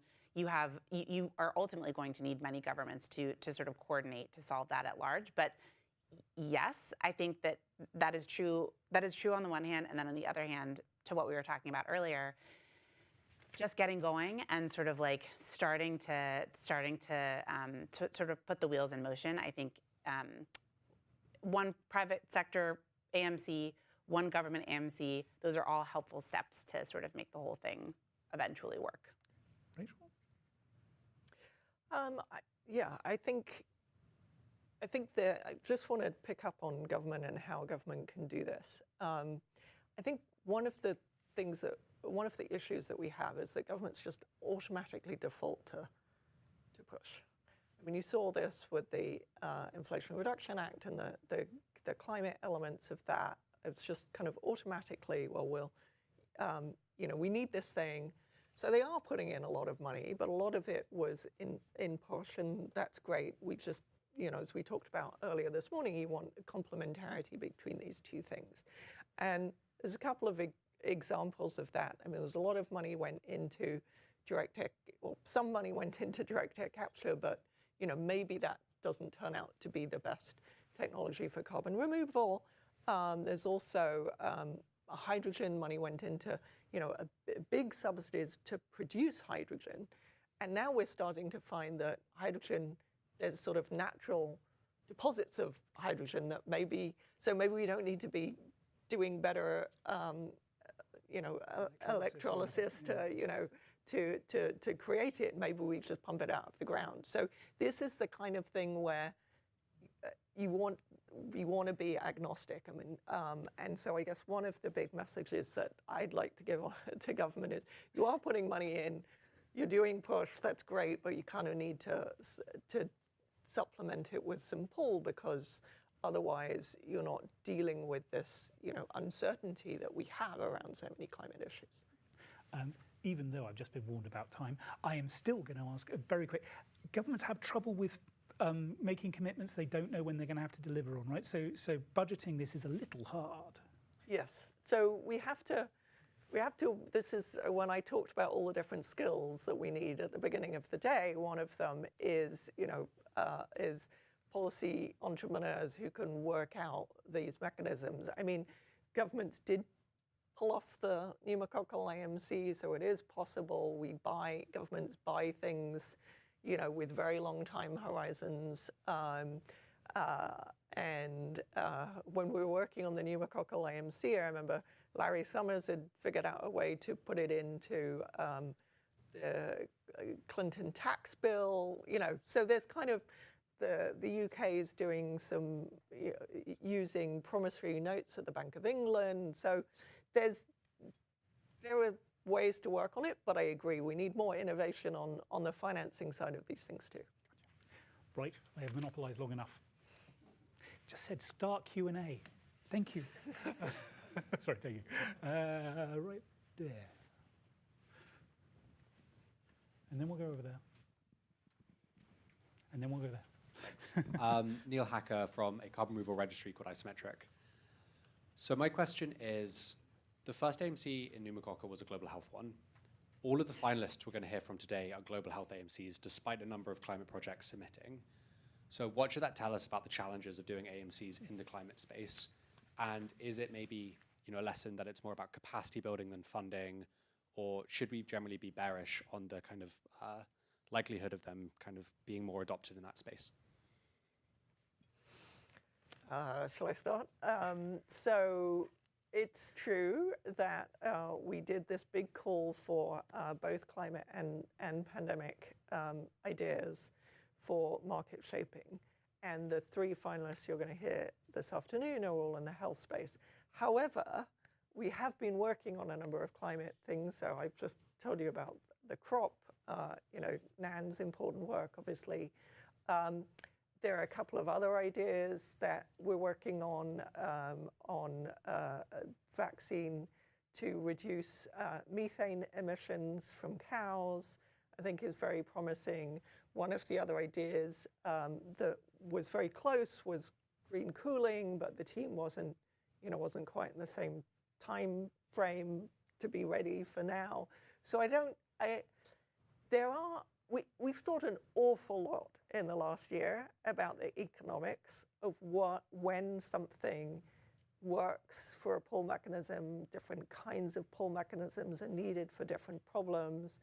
And it is true, one of the issues that we're facing is, if for vaccines at least, you often have one company take it from relatively early stage all the way through, and therefore they can keep all the benefits within themselves for the innovation.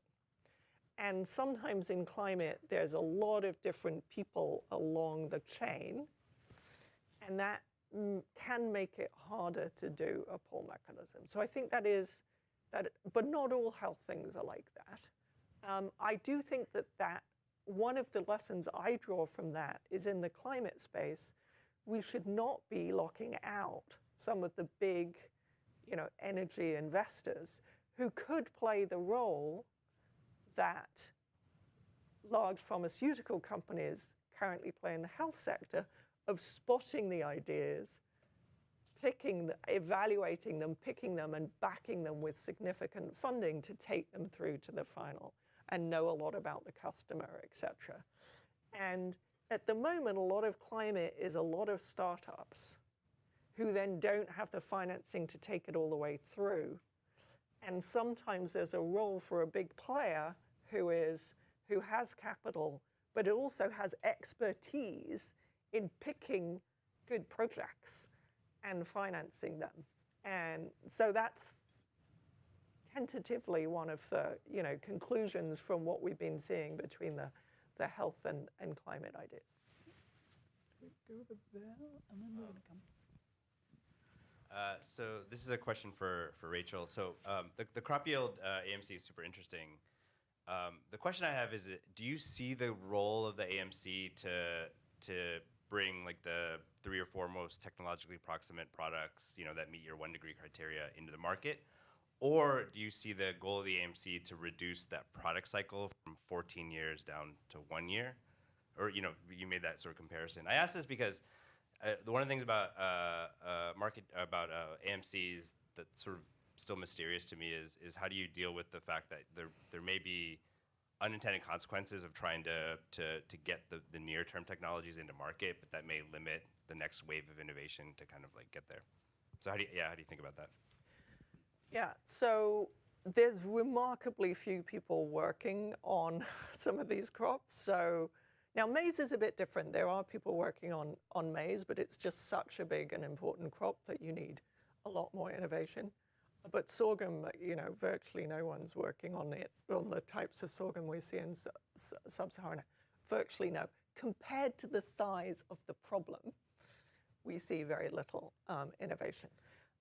So a lot of it is bringing in, is the innovation itself. And Michael was talking earlier about how, that's really where we get the most benefit if we're pushing things that just wouldn't have happened otherwise rather than just speeding them up. And So I think one of the, in terms of worrying about, are you pushing other things out of the market? You can do this crop stuff with conventional breeding, or you can do it by bringing in new technologies like CRISPR, which are just hardly being applied to the crops that we need now. And that, I'm most excited about that, frankly. And I think if you got that coming in, then stimulating new actors to work in this space would generate new crops, but it would also, they would then start generating a cycle of new crops because they're in the space and have made the investment. So that might prevent the trade-off that you're worrying about. And can I ask you the same question about carbon capture, though? I mean, are you worried that you might be helping to lock in the next technology, not the best technology? We, with our initial $1 billion, are trying to build sort of a risk-adjusted portfolio. We know that so I mean, definitional in the fact that we only have $1 billion is that we're not going to get to like that final endpoint. Like we can't pull it all the way through. So there will, we're trying to be as conscious as we can of not ruling out promising technologies. And one of the mechanisms that we use to do that is, we are paying different prices to different firms for their technology. And we are doing a lot of diligence trying to forward evaluate them on their potential to be low cost and high volume in the future, even if they're not there today. If we ran, say, if we were sort of had a fixed price every year that declined, I think that would probably accidentally cut out companies that are expensive today but have a especially steep cost curve that could be beneficial in the future. That we probably make some mistakes in that, and we certainly can't fund every promising technology that we see, but we are very sensitive to those dynamics and are trying to sort of be cognizant of building that risk-adjusted portfolio. Cool. Michelle, you were, and then. Hi, I'm Michelle DeNevers. Can you? I'm Michelle DeNevers. I'm the Executive Director for Sustainability at the Haas School of Business at UC Berkeley and a CGD alumni. A question for Nan. A couple questions. In the carbon removal technologies that you're looking at, are you looking at nature-based solutions like reducing deforestation or algae or that kind of thing? And the second question is, why Stripe? Why is Stripe doing this? On the first question, we have our TPP outlines permanence as one of our criteria. So we're looking at solutions that are more than 1,000 years of permanence. In practice, we're basically looking for them to be tens of thousands of years, right? So a ton of emissions is permanent. We want to take it out permanently as well. That is not because we don't think that there is an important role for nature-based solutions like trees and soil carbon sequestration, but rather, we will run out of arable land before we can get to the scale that we need for permanent carbon removal. So, and there are already other players that are working to address that space. So our perspective here was, what is the biggest gap relative to the attention that had been paid to that so far, and how can we focus our energy on filling that gap? And our goal with our TPP was really to characterize the gap that we see and try to channel money into that specifically. In terms of why Stripe, it is a little odd, right? Like we build economic infrastructure for the internet. We do things like process payments, help businesses scale and grow. And this started a bit for us as a small experiment in 2019. We published a blog post. This was $1 million to buy permanent carbon removal at any available price. And the field had sort of a weirdly positive reaction, which to us just said that this field has been so starved for customers that anybody cared about $1 million. That kind of led to phase 2, which was we called Stripe Climate, that's still operating today. And that essentially made it easy. We built a software product that made it easy for any Stripe business to direct a fraction of their revenue into carbon removal. We then pull it together and use it to buy even more carbon removal down the cost curve. That was phase 2 and got us from $1 million in phase 1 to tens of millions of dollars in phase 2. And then we said, okay, well, that's a nice, a good step in the right direction, but what else can we do? And, came up with a bunch of ideas, killed a bunch of ideas, and an AMC for carbon removal is one of the ideas that we couldn't kill, and that led us to Frontier. So I think it's a little bit of a combination of, in the long run, Stripe is in the business of growth and economic growth, and how can we, and climate change is one of the biggest threats to that. In the sort of more short-term perspective, we ran an experiment and sort of just kept building on it as we grew, and it sort of became what is Frontier. I think in many ways, we just wanted to do something, and it sort of has turned into what it is today.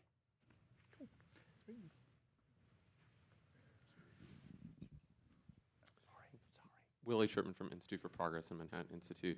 Question for Rachel: how much do regulatory constraints, reduce the adoption of GMOs for climate resilience? So I think the EU and I think also Mexico, there's been some trade disputes over this around importing GMO crops. Do you think about this a lot? Yeah, so it's definitely an issue that GMO regulations have prevented innovation of certain kinds spreading. So, and countries in sub-Saharan Africa are very nervous that if they use a GMO crop, then there'll be export bans to the EU in particular. Now, I want to be really clear that what I'm talking about is not GMO, right? Partly because of these potential issues. So you can get these improved crops just by conventional breeding techniques. Picking the variety that is currently most heat tolerant and then breeding it with others.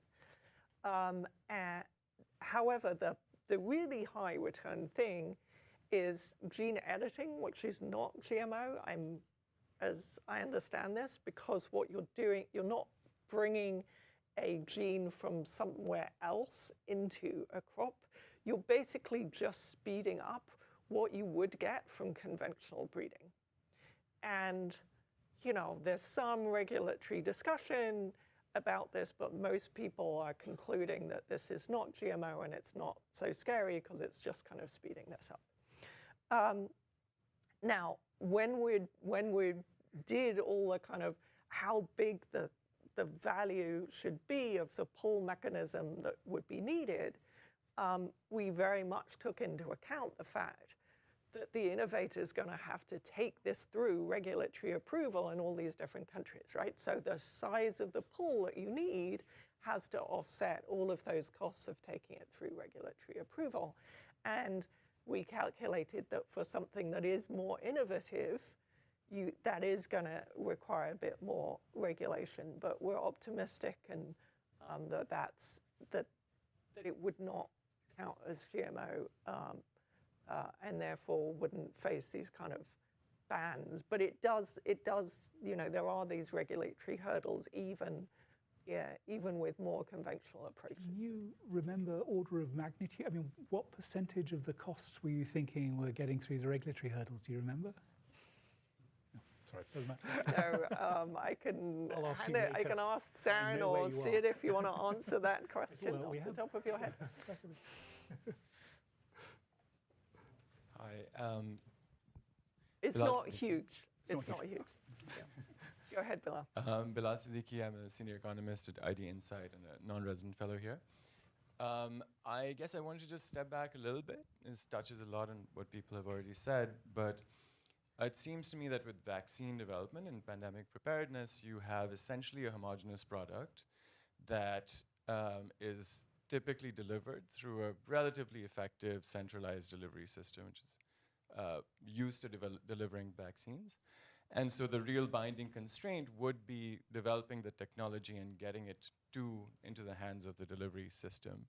Whereas with, for example, climate resilient agriculture, you end up with a pretty heterogeneous product that has to be delivered through a very contingent, heterogeneous, localized, decentralized policy, conditional delivery system, and where the binding constraints may be all of that and much less the tech part and the supply part. So the question, I guess, is what do you think this would say for the effectiveness of a pull mechanism that seems to me globally driven, as opposed to a very, let's say, a localized series of pull mechanisms that are, extremely hybrid. And as a result, is the pull mechanism really the right way to think about this? And how would you think about changing the model that you're working on? Okay, I'm going to throw in one bonus question, and I'm afraid that really is the last one. And then you are going to wrap up after you've answered. Okay. Related to Bilal. So I'm Ishani Kanpal, Senior Fellow here. For Rachel, if you could just touch upon extension services and how they sort of feature, in particular, existing capacity. So with the Green Revolution, there is a lot of existing capacity on both the development and dissemination of new seeds, right? So the entire CG system is predicated. And so on this. And so what you're describing is that sort of in addition, in parallel, working in conjunction with. We'd just love to hear about that. Yeah. So there's no doubt that crops is, we've been looking at a range of market shaping designs for different problems. And you really do need to design it differently for different problems. And I think you're right, that kind of vaccines is at one end of the spectrum. And, crops is kind of, is quite far in the other end of kind of very decentralized. But I don't think that means it's less, that pull is less useful. If anything, I would say that it's more important because it's so important that you take into account all of those constraints when you're designing the innovation to begin with. I mean, I talked about Nerika, but another example is cook stoves, where we funded a lot of people to design cook stoves that, that were less polluting and people breathed in less harmful air pollutants. But they were kind of designed in a lab and not the way that people who design consumer-facing products normally do it, with constant iteration backwards and forwards with the consumer. And so you designed cook stoves that were very good at reducing indoor air pollution, but nobody actually wanted to use. So I think it's exactly the complexity and mess, frankly, that means it's really important to tie the reward to the innovation to actual use. And in terms of but yes, it makes it more complicated to monitor the use. It's very easy to monitor how many vaccines have been sold to a country, right? Through Gavi, because Gavi already has a system for doing this. But that's like, you and I do surveys of farmers all the time. Like, we know how to do it. It's not a difficult process to do, and you do a random sample, and so, and you have to do your power calculations. But it's not. This is not an unsolvable problem. In terms of the extension process, so yes, there is, and the CG process. So I think the challenge in crops is there are many different actors down the chain, from the labs at Berkeley who are doing some really cool stuff with crops and CRISPR, down to all the way through the people who multiply the seed to the people who market it and sell it to farmers, and the extension agents who encourage that. It's not. That pipeline isn't working incredibly well. As I say, the CG system has incredible returns, but we're still, 14, people are using seed that's 14 years out of date. So and the main point is the speed of innovation that we need with climate change. It's just so much bigger than like, we're failing at the moment, and we've got to speed it up like 10 times. And so we can't just rely on the existing people doing innovation in this space. We need so many more people coming in to speed up the innovation on crops, because we are just going to be hit with crop after crop collapsing in these environments. And we can't just rely on existing extension agents. There are huge market failures and government failures in how extension systems work. So we need, rewards based on whether people actually use the product. And yes, it will require, the CG system working with the labs and working with the marketers and working with the multipliers, and you're putting a big reward out there to get their act together to all work together on this. I was meant to close. Can we do a quick round of applause? And then you make it. Sorry, as you can see, I get quite passionate about this. So I hope you enjoyed the morning session. We're adjourning for lunch. And I should say this, with this group of people, we're all, invited. So it's part of the point of bringing you all together is to talk to each other. So lunch will be served at the back, and we will rejoin at 1:30. The judges will go to a separate lunch, and we will brief you on the judging process. And then in the afternoon session, we'll hear from Stephanie Isaki, US Coordinator of Global Health Security.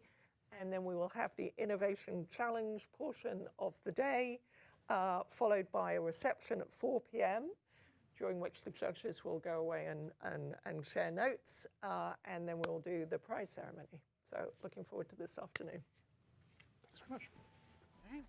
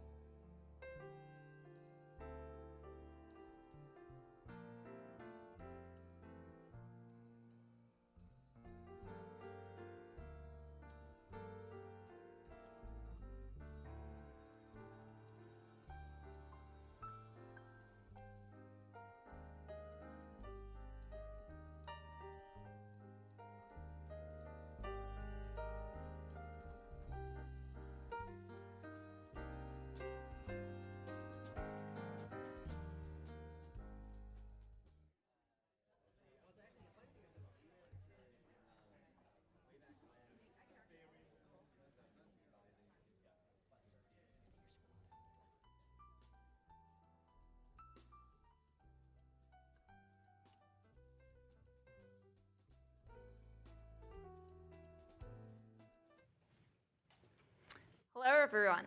I'm Leah Rosenzweig, Director of the Market Shaping Accelerator. Thank you for joining us and sticking around for the afternoon session. It is my distinct pleasure to introduce Dr. Stephanie Psaki, the U.S. Coordinator for Global Health Security at the White House, and a recognized leader in public health. She brings extensive expertise in national security and global health. Prior to her current role, she held senior policy positions across the U.S. government, including as Deputy Senior Director for Global Health Security and Biodefense on the National Security Council. In addition to her government service, Dr. Psaki has held leadership roles at non-governmental organizations and research institutions. We'll have a quick Q&A after her remarks. Thank you. Hi, everyone. I'm sorry that I missed the morning, but I know that my colleague, Dr. Paul Friedricks, was here, and I got already a quick readout from him. So hopefully what we share will be complimentary. I'm going to have a sip of water because I just ran here from the White House. Okay. So thank you, Leah. Thank you, CGD. I see Javier in the audience. Some of my favorite people and researchers are at CGD and have been for a long time. Really appreciate the policy relevant research that is always happening here, and appreciate this exciting partnership with the University of Chicago. Congratulations to those who advanced to this final round in the Innovation Challenge. Is that in the audience here? Okay. Congratulations. So I want to share a little bit about my perspective and experience going back and forth between the research and policy worlds and thinking about where and how innovation is most valuable in this moment in global health. President Biden and Vice President Harris came into office dedicated to ending the COVID crisis in the United States and ensuring that the United States and countries around the world are better able to prevent and respond to the next pandemic.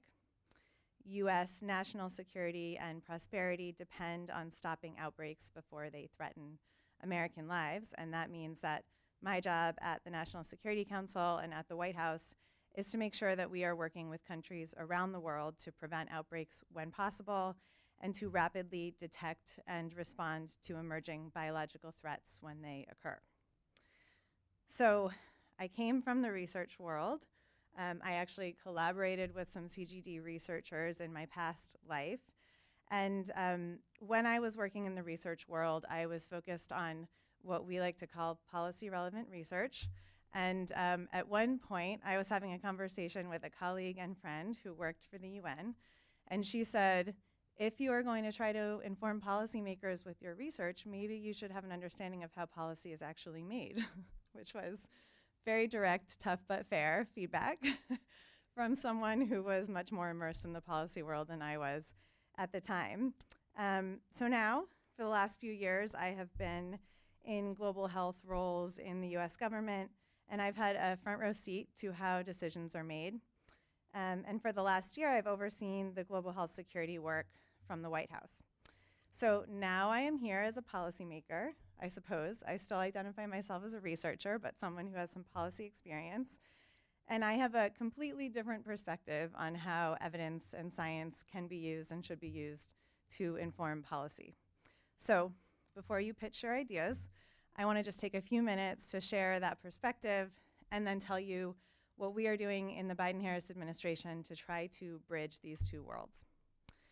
So first, and I often say this to advocates, it probably doesn't need to be said as much in this room, but no one really wants another experience like the COVID pandemic to happen. Regardless of what their perspective, where they're coming from, it's pretty much agreed that that's not something anyone wants, or worse. We also pretty collectively want to mitigate the threats posed by existing infectious diseases, so influenza, measles, malaria, cholera, and many others. The problem is usually not a lack of understanding of the challenge or a lack of interest in solving it. The problems that I've seen time and again, at least in the last few years as a policymaker, are lack of technical capacity, lack of resources, lack of speed, and sometimes small p politics. So I want to just walk through a few examples of how this has played out pretty recently in our work at the White House. So as you know, measles is one of the world's most contagious diseases. It's airborne. It can cause severe complications and death.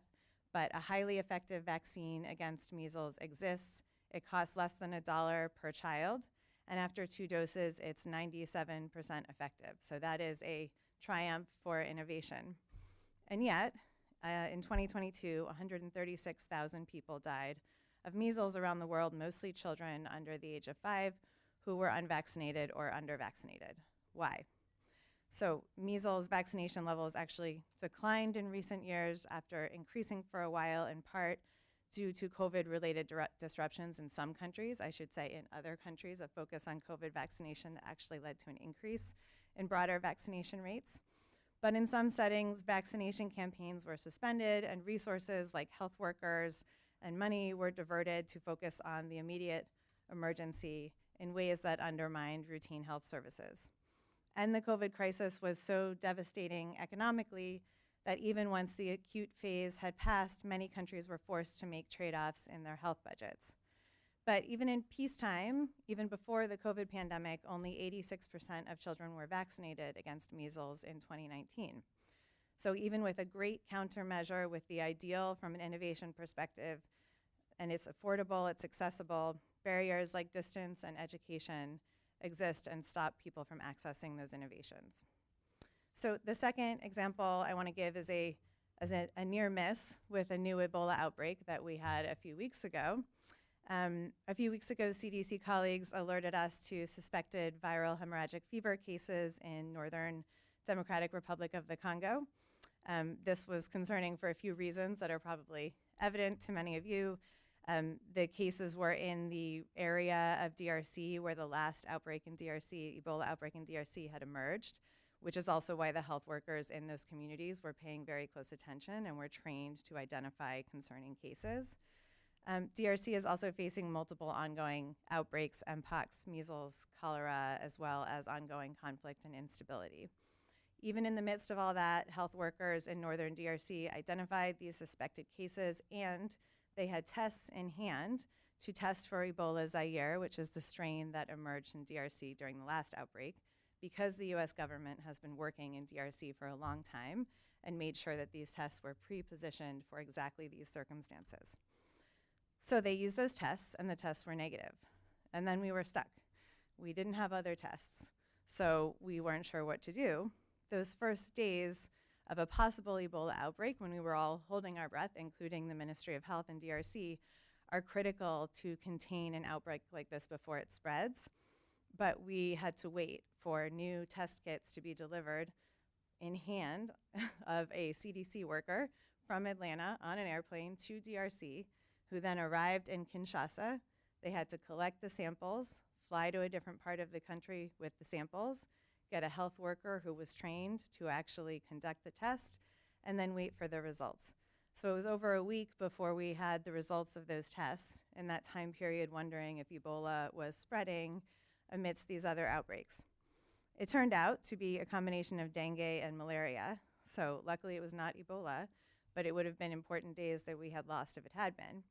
It also means that this health clinic that has been trained and given the resources to test for Ebola Zaire does not have the training and resources to test for malaria and dengue, which are much more common and much more likely to kill people in the short term. So let me give one more example, and then I promise I will bring this all together. The ongoing mpox outbreak in DRC and surrounding countries, which is consuming a lot of our time and part of the reason I just ran here from the White House. Mpox has been around for a long time, as many of you know, but in recent years, it has changed to make human-to-human transmission easier, especially sexual transmission. That is what happened in 2022 with the outbreak that affected many countries around the world, including the United States. And that outbreak, which is ongoing, is caused by clade 2 mpox. More recently, clade 1 mpox has been spreading in DRC and to neighboring countries, as well as a handful of cases outside of the Africa region. You might have heard that WHO declared a public health emergency of international concern due to this outbreak recently. For both clades of mpox, we have vaccines and tests that work. More vaccines and tests are in development. There's more to do on the innovation front, but the innovation is largely there, more so than it would be in other circumstances. But in some ways, that's the easy part. We also need manufacturing capacity to make enough vaccines and tests to respond to a rapidly evolving emergency, funding to pay for them quickly, regulatory approval to use them, and skilled health workers to implement them. And that's just a few of the barriers that we're grappling with right now. So right now, for the mpox outbreak, vaccine supply is not the main challenge. High-income countries have pledged to donate more than 4 million doses of mpox vaccines.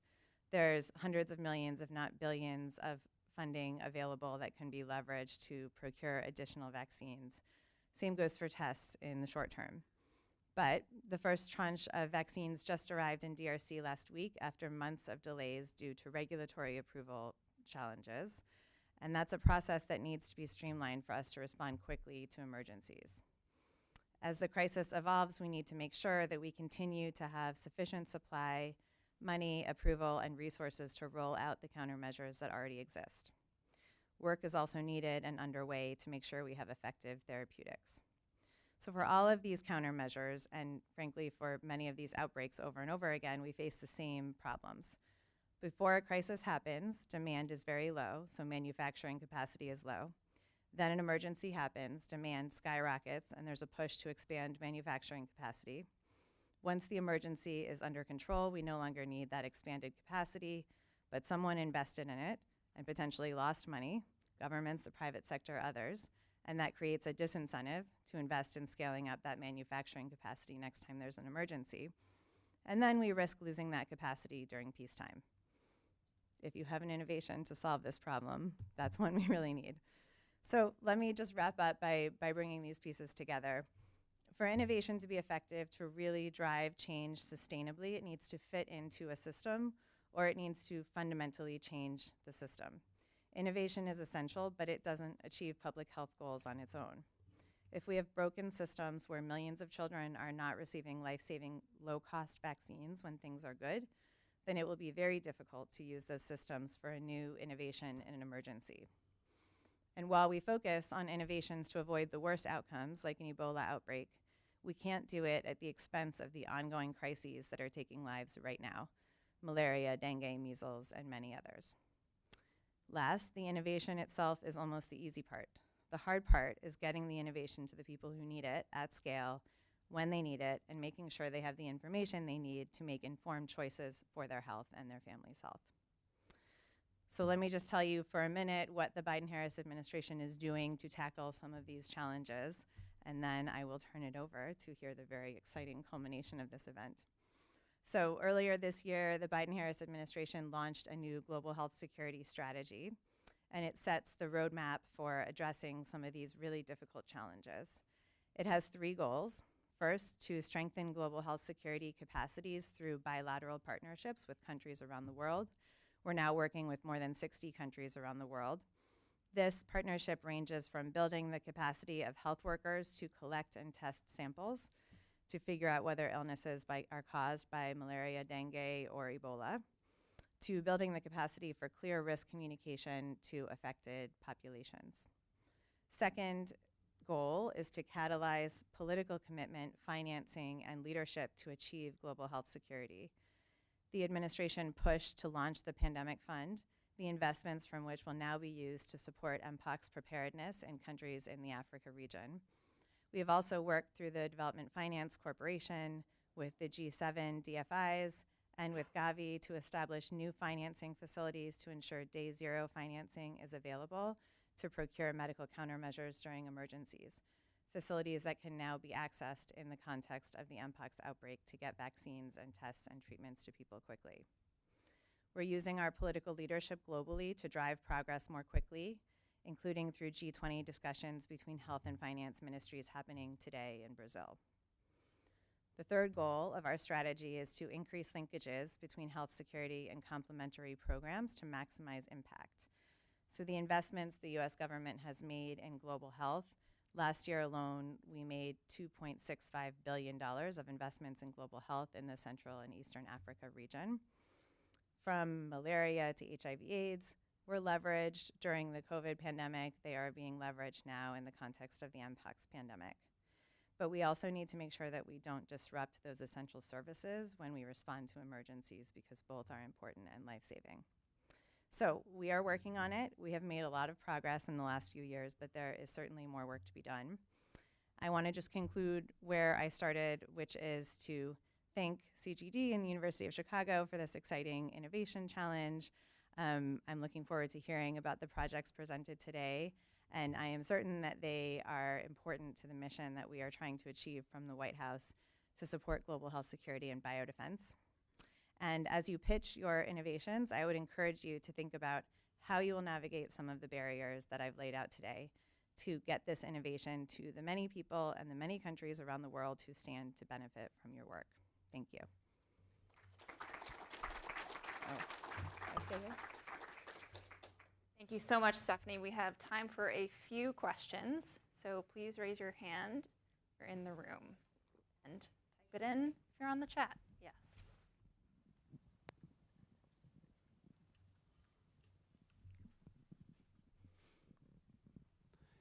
Would love to hear more about the regulatory issues that have held up the Mpox test distribution in the DRC. Is it on the US side, or is it in the DRC side, or other places? Yeah. One at a time? Okay. Yeah. So not on the US side, but I would not say it's exclusively on the DRC side. I would say that it's a global challenge that we need to resolve together. So for many countries who don't have their own, what we call stringent regulatory authority, like FDA in the United States, they have their own regulatory authority. They either rely on their expertise or they rely on WHO or other partners for regulatory approval. The challenge that we have faced with the Mpox vaccines is that WHO has a pre-qualification process that they go through. It takes about a year to provide regulatory approval for new products, and they have a prioritized list of products. As the emergency of the 2022 Mpox outbreak waned, there were other products that were higher priority, and I think that probably was the right call, you know, in 2023 and before we ended up where we are now. So WHO did not have this product in the pipeline, and the regulatory authorities in DRC were reviewing the evidence and wanted to make sure that there was clear guidance provided to them. So it took longer until there was a FIIC declared for WHO to provide a signal, I think, to the regulatory authority in DRC.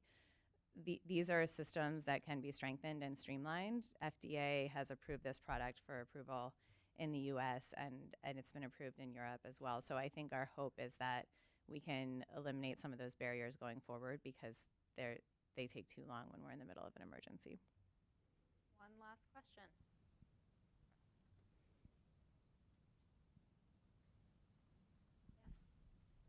It's coming. Hold on. I think one provocation of today is that most R&D that that governments support is through push funding, grants, contracts, and that more of it should be through market shaping approaches or pull funding. What, in your view, are some of the barriers to that being the case, and what can be done to bring some of them down? So I think we're doing some of that, and I don't know if anyone has talked about it yet, but PEPFAR has signaled at the Africa Leaders Summit a couple of years ago, made a commitment to procure a certain percentage of the products from African manufacturers if they meet quality standards within a few years. The challenge there, so I think that is the goal was very much to help shape the market, and I think between PEPFAR and Global Fund, there's a lot of money that could be powerful enough to do that. I think one of the challenges, and a very mundane challenge, is that we can't commit to future funding on behalf of the US government. So it's very difficult to say if you build up a new capacity that's going to take 5 to 10 years to build that capacity, we will procure the products, because it's different decision making, as you know. So I think that's one of the challenges, but there are ways to get around it. So PEPFAR, and we can share this, but it's on the White House website from the Africa Leaders Summit.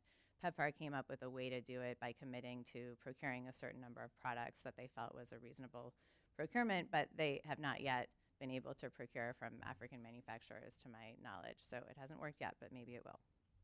Great. Thank you so much. Please join me in thanking Dr. Saki. At this time, I would like to invite Christopher Snyder and our panel of esteemed judges to the stage.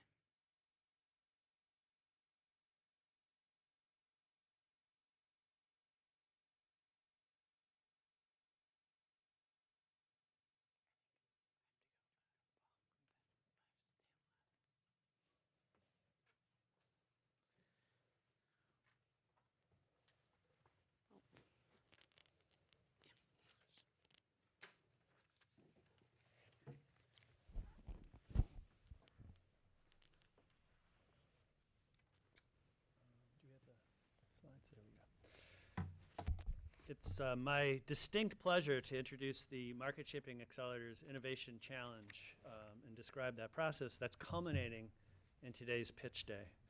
So I'll talk a little bit about the idea behind the challenge, how we came to that, and also about the logistics about how the competition and will work today. But you see I'm joined by this distinguished panel of judges, so let me introduce them so that they're not strangers to you. In a way, you can think about Pitch Day as the non-profit version of Shark Tank. So I think these are sharks. And we're not being televised on ABC, we're being televised on C-SPAN. But other than that, it's the same as Shark Tank. So first we have Claire Qureshi, the CEO of Sentinel Bio.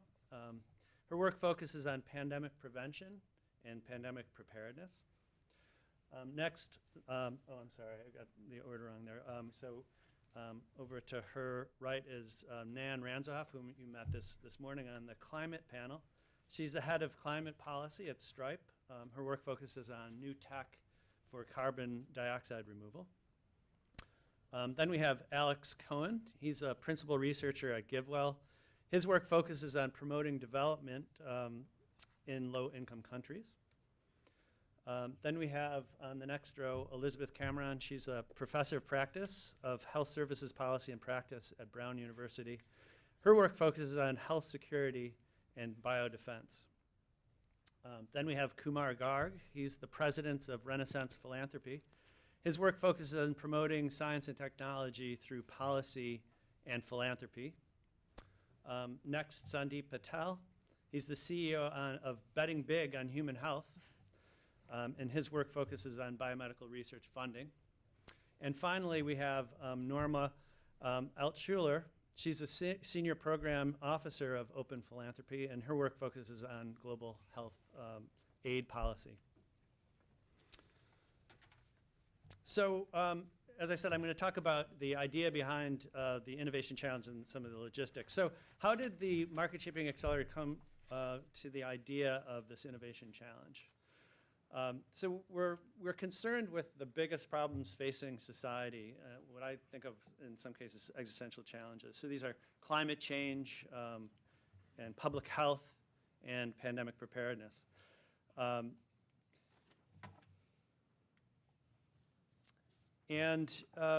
there are different ways different policies and different levers you might take to approach these challenges.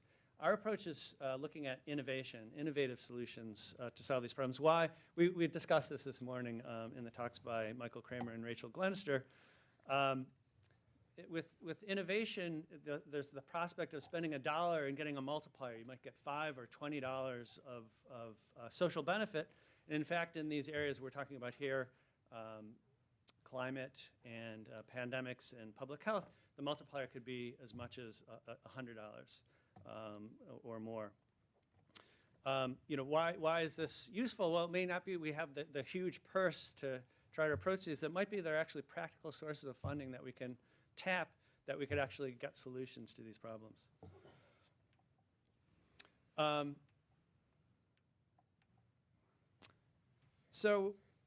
When you talk about great social needs, in a sense, commercial markets are very good at solving this problem. We get innovations all the time that serve consumer needs. But the trouble is that sometimes there's going to be a big gap between social needs and commercial incentives, especially in the areas that we're talking about here. There's the typical problem that an innovator may not capture all the innovations. Other innovators, the ideas may spill over to them and produce Me Too products, or it might just be this broad spillover. There could be ripple effects, what economists call externalities, where the consumers don't fully internalize the benefits that their consumption provides to others. So for example, you get vaccinated, it prevents transmission, that helps other people, but you don't necessarily internalize all of that benefit. You won't pay for it, and so the firms don't earn the return from that. You think about using green energy, again, that produces this large environmental benefit that the consumer doesn't necessarily internalize, and so that leads to the firm doesn't capture the returns from that, and so there's the commercial market doesn't provide full incentives for research and development. There also might be a holdup problem if you have, say, government and public funders providing these services, especially if you're talking about things that are going to help in crisis response, it's exactly in the crises that charging a high price that might make this a lucrative intervention might be exactly the times that it's frowned upon to charge this. No profiting in a pandemic. So all these reasons might lead to a gap between commercial and social incentives, and so there might be a role for public funding to try to bridge that gap. Public funding policies can come in different forms, and this has been talked about today. Push funding, grant funding to innovators versus pull funding. Our market shaping accelerator has been focusing on pull funding. Not that we don't think that push funding is important, but the pull funding is more of a neglected area, we think, and so we're trying to popularize that idea to the extent possible. And so that's where this innovation challenge comes in. And so the idea is there to try to leverage market-based incentives that pay for results, that pay for the either creation of a successful idea via a prize or pay for output in the form of, say, an advanced market commitment that buys the innovative output at scale. So we're interested in promoting these pull funding mechanisms for innovations in these areas of pandemic preparedness, public health, and climate. And so that led us to launch this innovation challenge. In a sense, we have a very esteemed group of people in the team. You heard from Michael Kremer, you heard from Rachel Glenister. We have a team of policy analysts. So very smart people sitting in the room, like, what are the areas that would be best to launch a pull funding mechanism? And so we were brainstorming, and we thought, well, wait a minute. There's a larger world out there that has a lot of wisdom.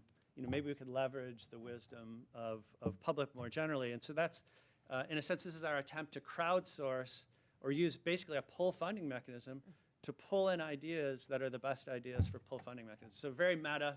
You can imagine like a mirror reflecting against a mirror. So that's the idea here. Leverage the wisdom of the crowds. So this is a program that was launched over a year ago using funding. It's $2 million in total of both milestone and prize payments, and it's offered through generous funding from Schmidt Futures and from Griffin Catalysts, and we thank those funders for catalyzing this innovation challenge. So thanks to them. So up to $2 million in total prizes. Today, we're going to allocate $600,000 of the prizes. Pretty exciting. And so get your FanDuel accounts ready to predict which of the three pitches is going to win. And this innovation challenge, it was organized in 2 phases. We had phase 1. In a sense, we're trying to look for the ideas, in a sense, look for the problems that might potentially be solved by pull funding. And then in phase 2, we funneled those ideas to a smaller number. We provided some assistance from our market shaping accelerator to refine those ideas and turn them into more of a funding proposal, a more full-fledged organized proposal. And that was launched in October 2023. In phase 1, I think it was just a remarkable success beyond what I would have imagined. We had over 180 applications from entrepreneurs, government agencies, and nonprofits from over 16 countries in the world. And then we, through a judging process with at least 6 referees from inside and outside of the MSA, we identified 39 winning ideas that received a milestone payment. Then we moved to phase 2. Phase 2 winnowed or funneled the field down from the 39 to 7, now to the 3 finalists that you see here. And I'm going to leave it to our director, Leah Rosenzweig, to introduce these teams. But just the ideas, just to start them germinating in your mind: broad spectrum antivirals, neonatal sepsis diagnostics, and then repurposing generic drugs. I introduced the expert judges, and we just thank you so much for your time and talent. And so the expert judges are going to allocate, again, today, we'll hear about their decisions for allocating $100,000 of the prize money. So here's how the challenge is going to work for the rest of today's pitch day challenge. We're going to have the 3 presentations from the 3 finalists. They're going to be half-an-hour sessions each. We'll have a break there so that we can stretch our legs. So during each session, we're going to have 10 minutes where the team leader is going to present the pitch. And then we're going to have a 5-minute period where one of the judges will have a discussion of it and ask some potentially probing questions. And then we're going to have 15 minutes allocated for further questions from the judges and also from the audience. And then afterwards at 4 o'clock or thereabouts, we'll have a reception where, again, we can mingle and talk to each other. You can congratulate the pitches. But during that time, the judges are going to convene to make a decision on the allocation of the $100,000 according to their opinion for the best pitch today. And $500,000 is going to be allocated by the Market Shaping Accelerator team. And we're going to announce a grand prize winner and finalists. And so that's what I have for you. So without further ado, we'll bring Leah Rosenzweig back to introduce the pitch teams. Thank you. Thank you so much, Chris. It's my pleasure to welcome our first Innovation Challenge team to the stage for their pitch on broad-spectrum antivirals. After the pitch, Elizabeth Cameron will offer a few remarks, and then, as Chris said, we'll open up for Q&A. So Jano is the head of challenges at Germany's Federal Agency for Disruptive Innovation, SPRINT, which funds potential breakthrough technologies in Europe and beyond, similar to the US ARPA-E or ARPA-H. In his international innovation competitions, he funds and supports breakthrough technologies in biotech, energy, climate tech, computing, autonomous systems, and more. As an economist, he cares about eliminating market failures that prevent innovation from solving the grand challenges of our time. The SPRINT team also includes Eric Schaffner, who I believe is in the audience, and Elizabeth Hoffmeister. It was also advised by Chris Avery from Harvard Kennedy School. Over to Jano. Thank you so much, Leah. I have to say, I really feel judged, which is great because the topic I'm going to talk about really matters. So it's good that I have many eyes and brains on that.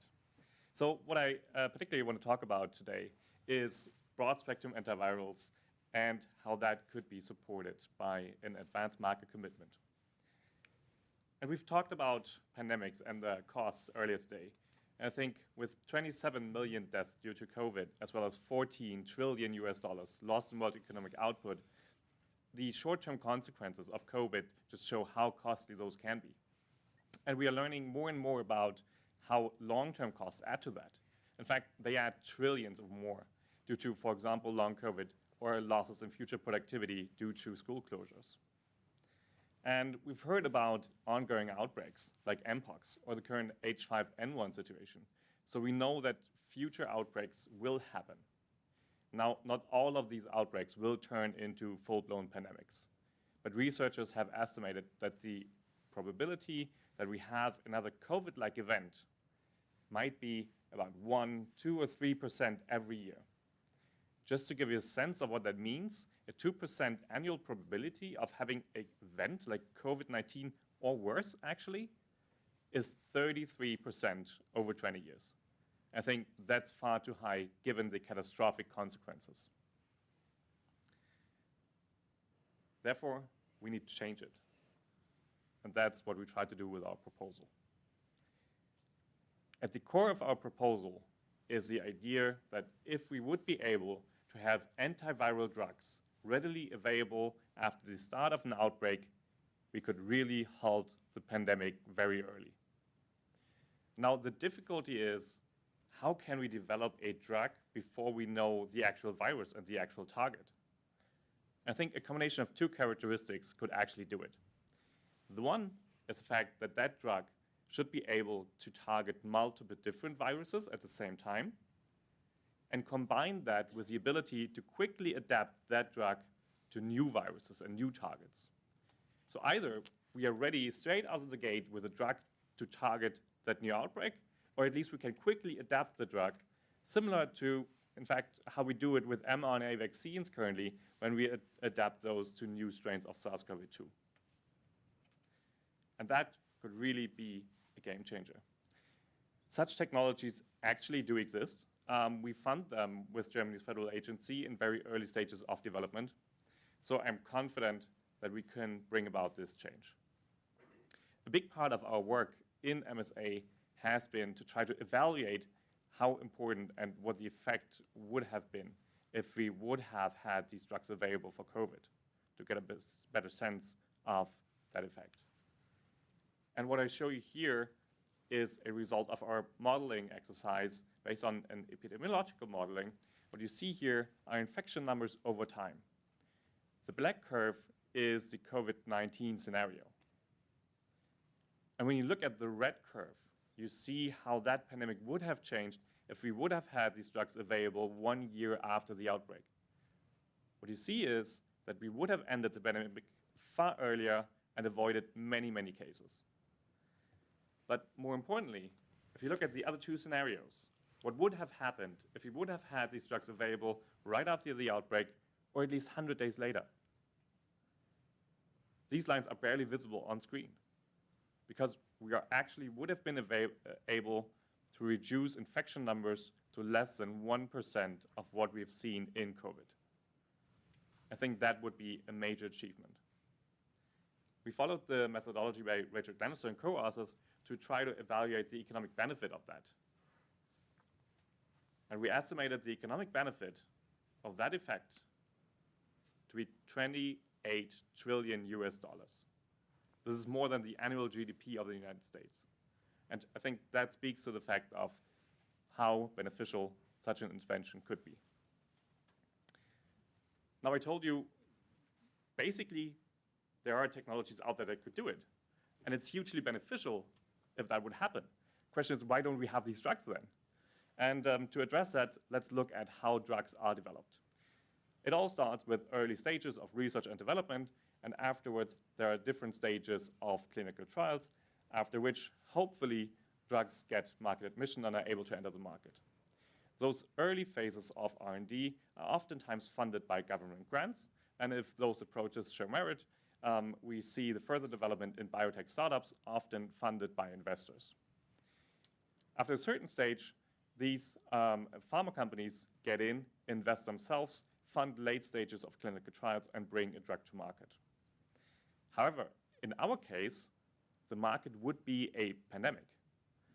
And the problem is, no one knows when the next pandemic is going to happen. Therefore, also pharma companies do not know whether they will actually have a market to sell their drugs on. So they don't know whether they will make a profit out of that. And that really prevents them from investing in the first place. But if pharma companies will not invest, investors do not have an exit option. So they cannot justify their investments as well. That leaves us with those technologies in very early stages of development. But in that way, we are not able to have these drugs early in a pandemic because we need to run through the whole development once the outbreak hit. The good news is, if we can solve that market failure at the end of that chain, we would enable pharma companies and investors to play their role and invest in the development of these drugs. And that's exactly what we try to do with our proposal for an advanced market commitment for broad-spectrum antiviral drugs. With that, we would uncouple the occurrence of a pandemic from the actual market case for investing in these new drugs.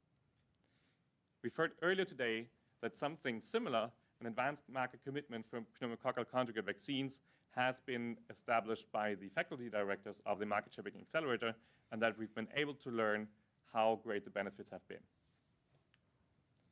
So, in principle, what we try to do is order a drug that does not exist yet and guarantee that we will buy it once it's successfully developed and gets market admission. Now, when we buy it, we will pay a price.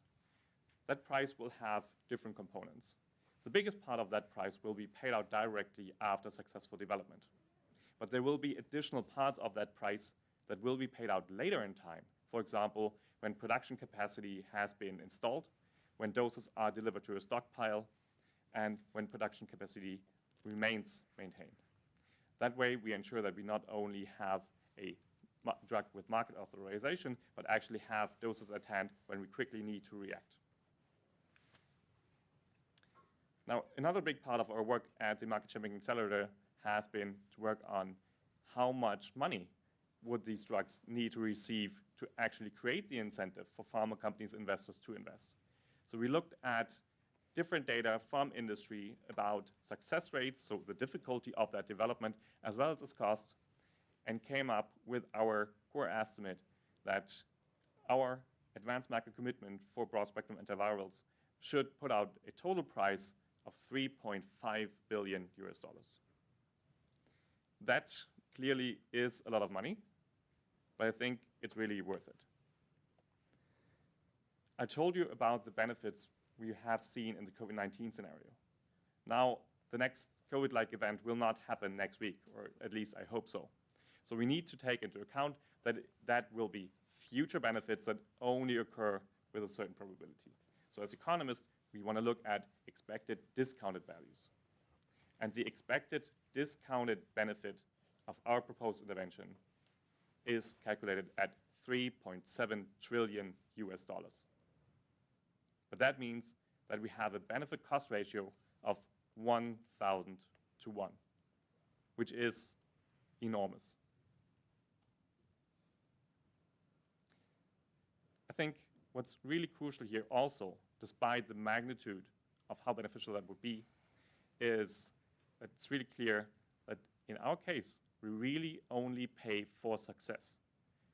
Those $3.5 billion would only be paid out if we have successful drug development. That in combination with the very large benefit cost ratio really make that a proposal we should pursue further, and that's exactly what we're going to do. We will follow on with our work on that topic in a new organization that we will found that will work on further parts of that concept and move that towards implementation. That work will be further supported by the Federal Agency for Disruptive Innovation in Germany, and we're currently engaging with private and public institutions around the globe to also join that initiative. So that's an invite to all of you to also join us in our effort here. Lastly, I want to thank the whole team at MSA for really incredible support. We couldn't have done all that work that we did here without that. So thank you all so much, and thank you to the team at Sprint for making that possible. Thank you.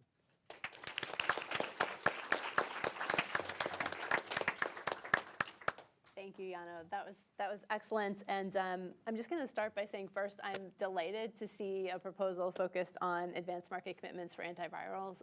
There's been a lot of work coming out of the COVID pandemic on vaccines, a lot less on tests, treatments, and personal protective equipment. And as you outlined in your proposal, we need these things earlier in a pandemic to save lives. So thank you. There's also, I think it's important, and you say it in your proposal, you didn't say it in your presentation. So I think it's worth noting that as we see increases in vaccine hesitancy, having additional ways that people can be treated, especially if they're high risk, is increasingly important.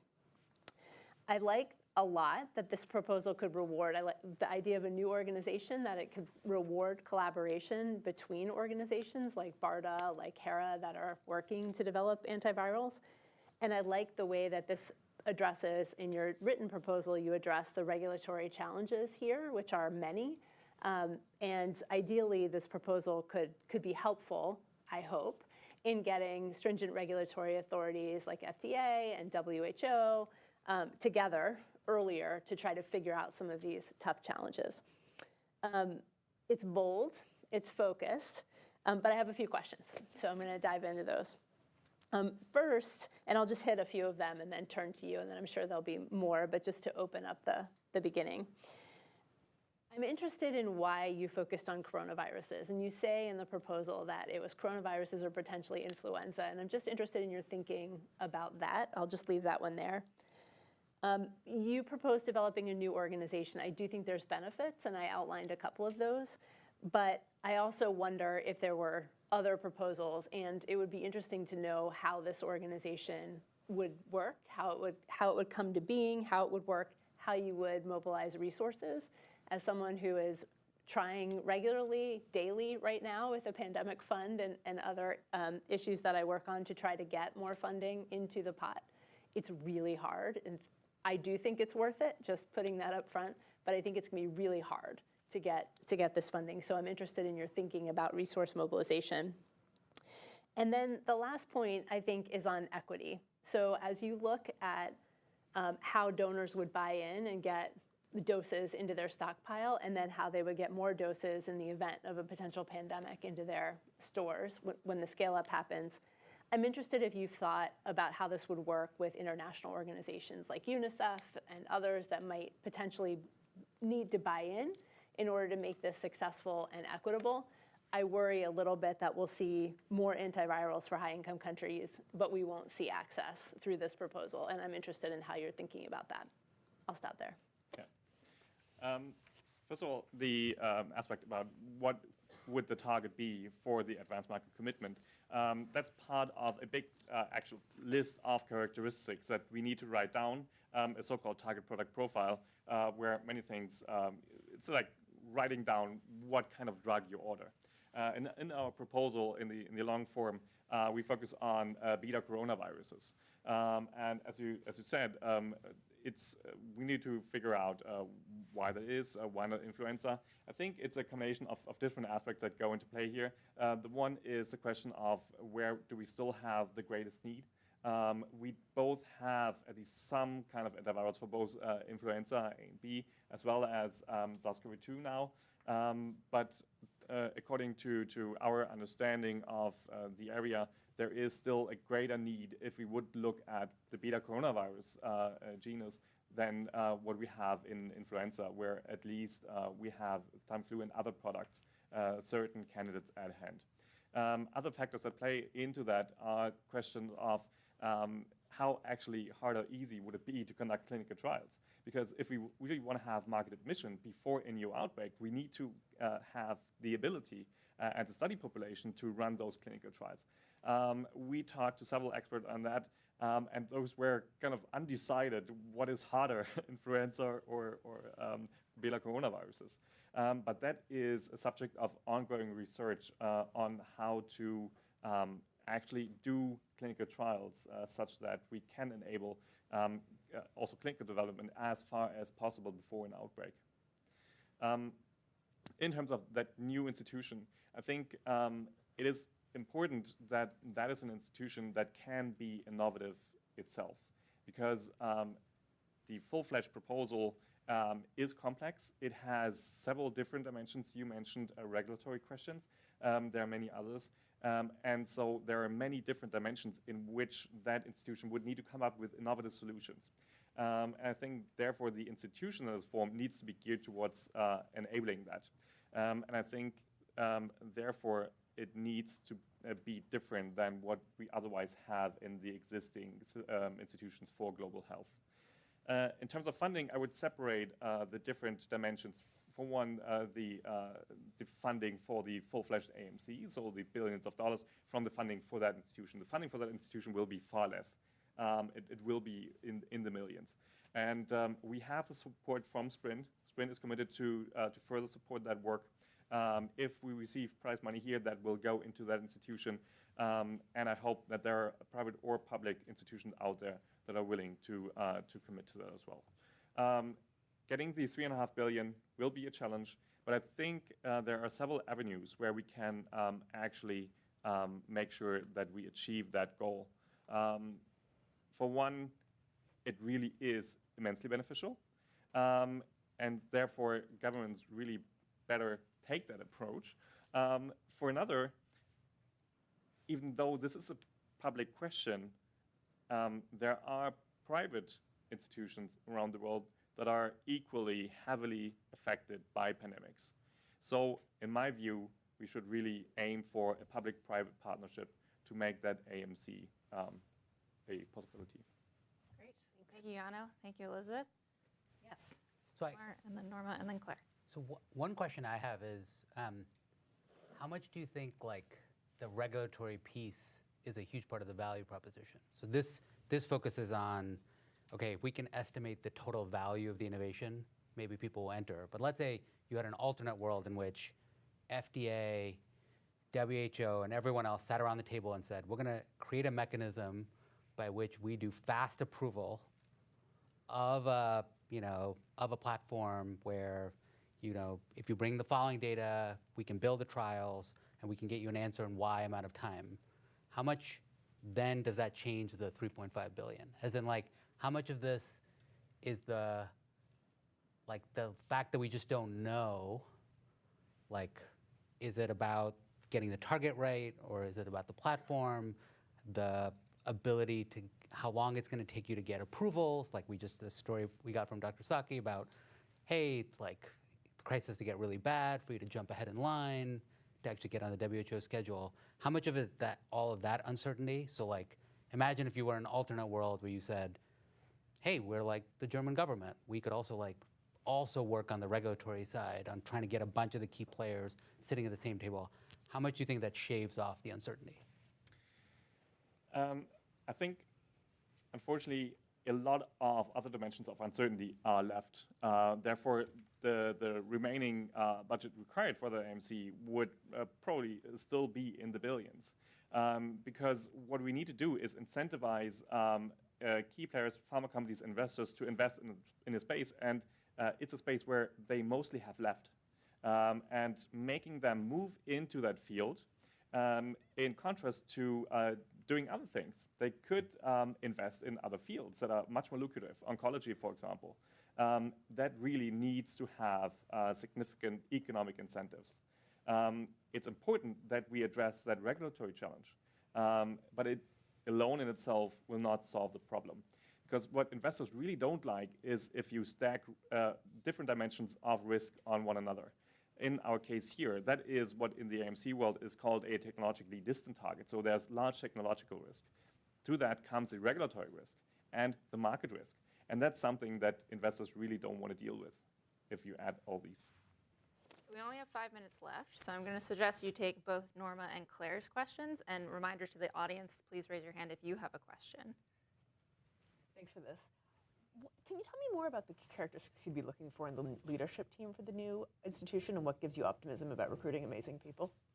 So the leadership team, what we need to have really is a person that understands the industry side of developing these kinds of drugs, as well as being able to do the advocacy at a very high level for raising the funds, getting the awareness with the governments of this world like G7.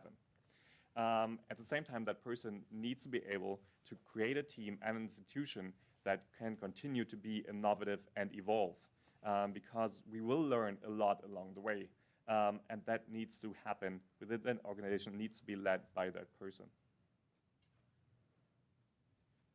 So just two other things that you haven't touched on in great depth. First of all, congratulations on getting it this far. It's a huge lift already. But two things. One is, a lot of the value here relies on getting the target product profile correct and making sure that, in fact, it'll be the right one to solve for, the worst case that comes from a pandemic. For example, we now see with Mpox, the new clade is highly concerning. And how do we make sure that the TPP would cover, you're not aiming at Mpox, but that you get my point.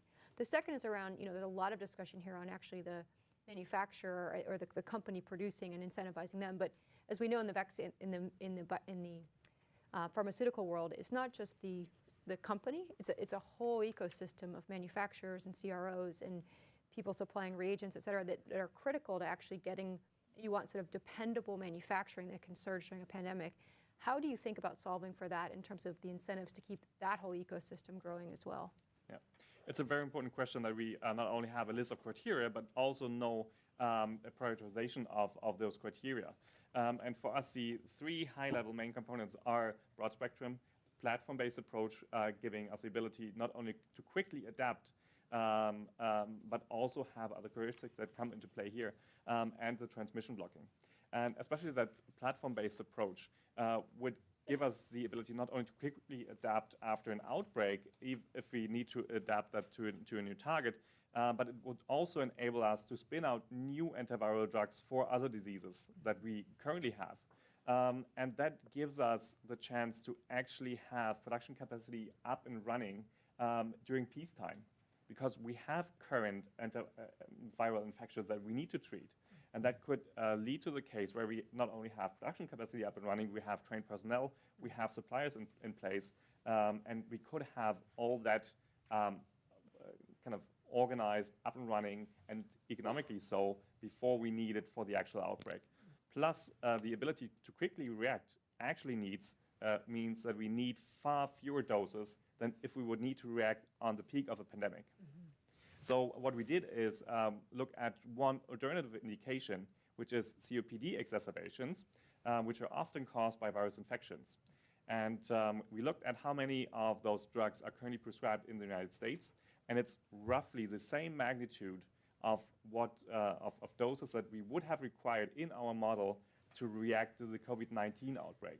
So we would have production capacity up and running for just one other indication in the United States to the extent as we need to react to a COVID. Thank you so much, Jana. We are unfortunately out of time. We now have a 30-minute coffee break, but stick around for our second and third Innovation Challenge pitches. Thank you.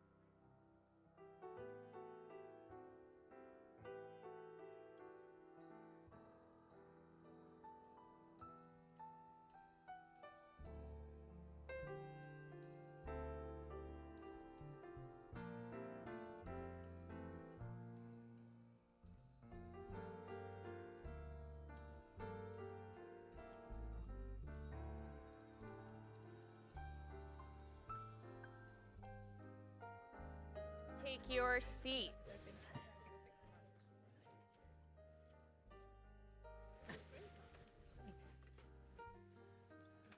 All right, welcome back. I am delighted to introduce our second pitch of the day for the NEO test, AMC, led by Dr. Akhil Bansal, after which we'll hear remarks from Sandeep Patel and then open it up for Q&A. And again, I will take questions from the judges and the audience. So if you have a question in the audience, please raise your hand and I will get a mic runner to you while we're listening to other questions. Dr. Akhil Bansal is a practicing clinical doctor and global health researcher based in London. In addition to his clinical work, Akhil runs the AMR Funding Circle, a grant-making coalition of funders interested in antimicrobial resistance. Akhil is also a research advisor on violence against women and girls for the Life You Can Save, a philanthropic organization. His work on neotests has also been supported and advised by Professor David McAdams from Duke University, who is also here today. Over to you, Akhil.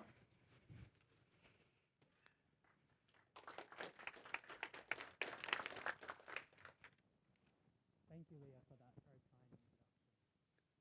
I'm honored to be here today to speak to you about neotests, proposed advanced market commitment for neonatal sepsis diagnosis. I want to start by telling you a story. Imagine a baby has just been born to two young parents in Bahama, a small city of 70,000 in the state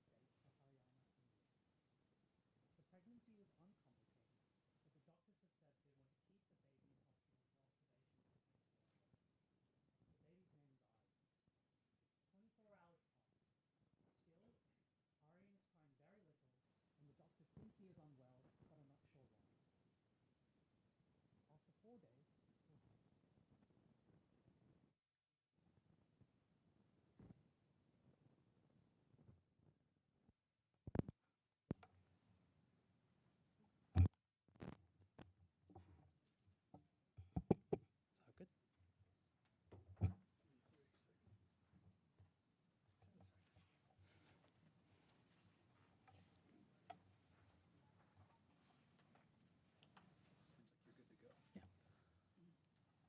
4 days after being born, Aryan looks more unwell and is requiring more support for his breathing and his heart, as you can see in that photo. The doctors guess that it might be sepsis, a bloodstream infection, and start him on antibiotics. 2 days into his treatment, doctors say that a blood test that was sent several days prior has just come back and did in fact confirm a diagnosis of neonatal sepsis from a bug called Group B streptococcus. Aryan stays in hospital receiving intravenous antibiotics and other treatments for 2 weeks. Throughout this time, doctors say that he is quite unwell and there is a good chance that he does not survive. Ultimately, Aryan does make a recovery, and a month later, his parents take him home. This is not a unique story. Globally, 2 to 4 million babies a year, mostly in low middle income countries, face the same fate.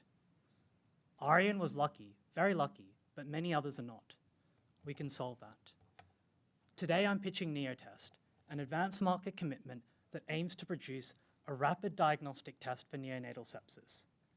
If Aryan's doctors had this test in hand, it would have meant that his infection would have been identified much earlier and much more easily. A bit of background. Neonatal sepsis is a bloodstream infection in babies in the first 28 days of life. It's responsible for 1/4 of all neonatal deaths. That's over 200,000 deaths a year.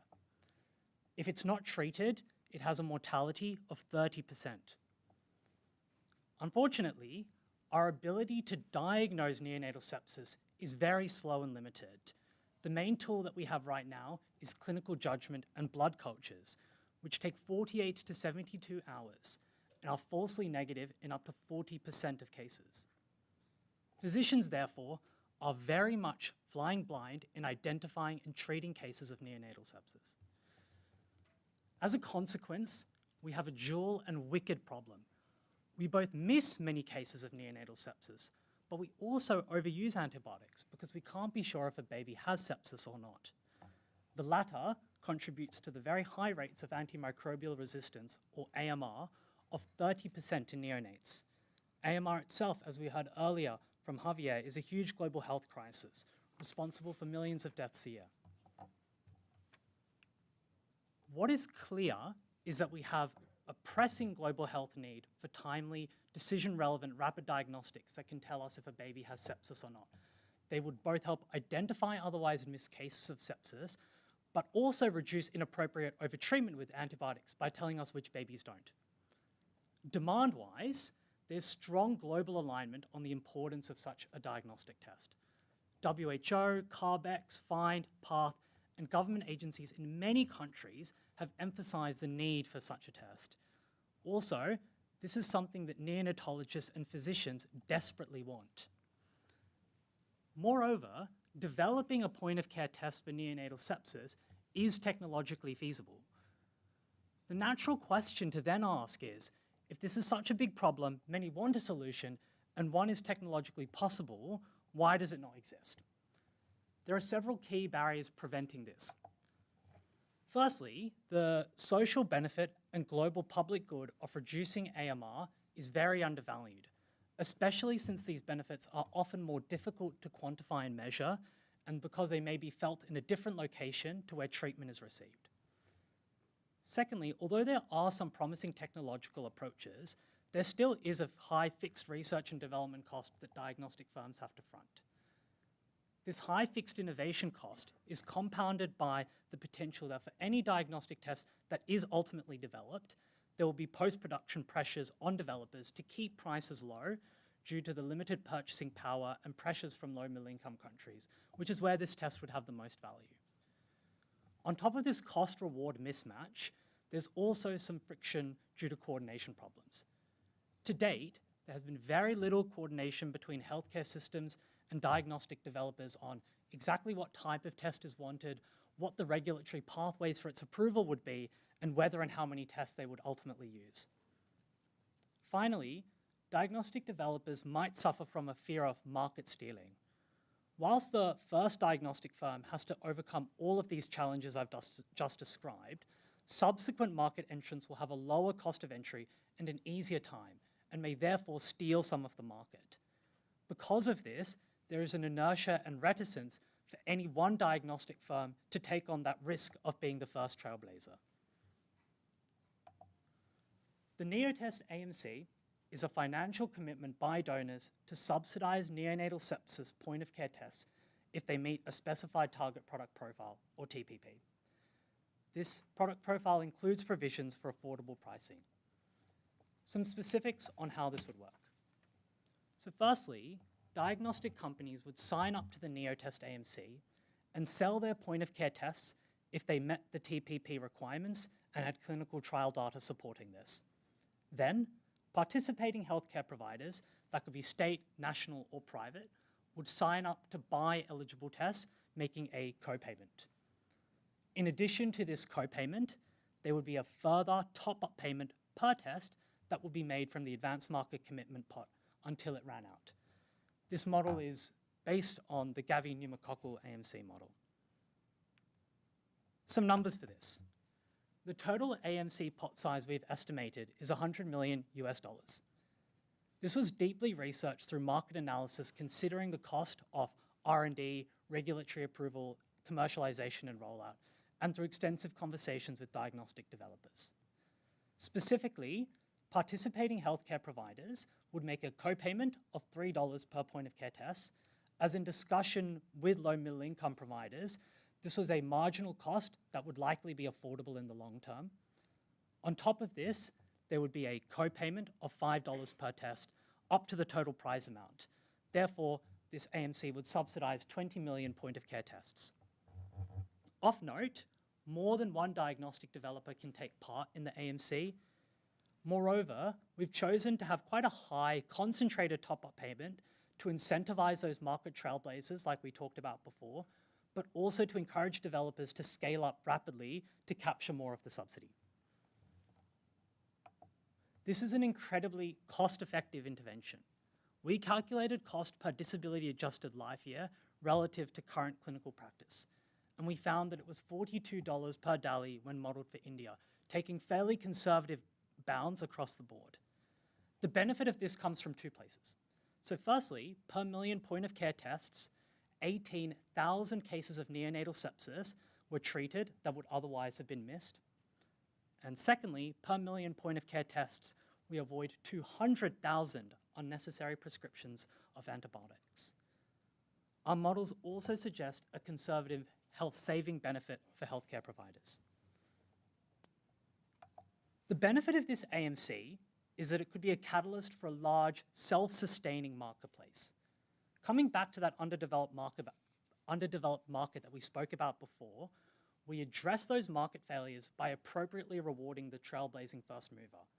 We offer them a considerable return on investment to overcome R&D costs, market uncertainty, and those other factors. Then, subsequent movers will benefit from those uncertainties being resolved, reducing their cost of entry and incentivizing more diagnostic firms to jump in and produce tests, hopefully creating a naturally competitive market.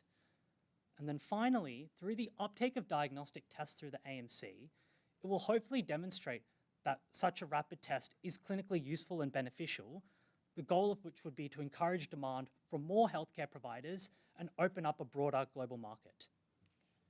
In many ways, I think this is quite a rare and unique opportunity, as we can catalyze a market that will continue to generate impact and health benefit on its own. I think it's important to state that NeoTest has significant traction. With the help of the University of Chicago team, we've designed a credible AMC model. Moreover, I've assembled advisors who are world-leading experts in the space. I'm getting buy-in from participating low middle income countries, and I'm building collaborations with organizations like WHO and CARBEX. With appropriate resources, we can build the infrastructure that is needed for NeoTest to become a reality and to deliver a significant positive global health benefit. Our next steps are firstly to continue to work with health providers, state and federal and low middle income countries to secure their interest and commitment in participating in the AMC. Secondly, to formalize the structure and coalition of organizations that would be responsible for administering and overseeing this commitment. And finally, to raise the funds for it, which we envision would be both from private and public funders. We hope that you will join us on this journey. Thank you.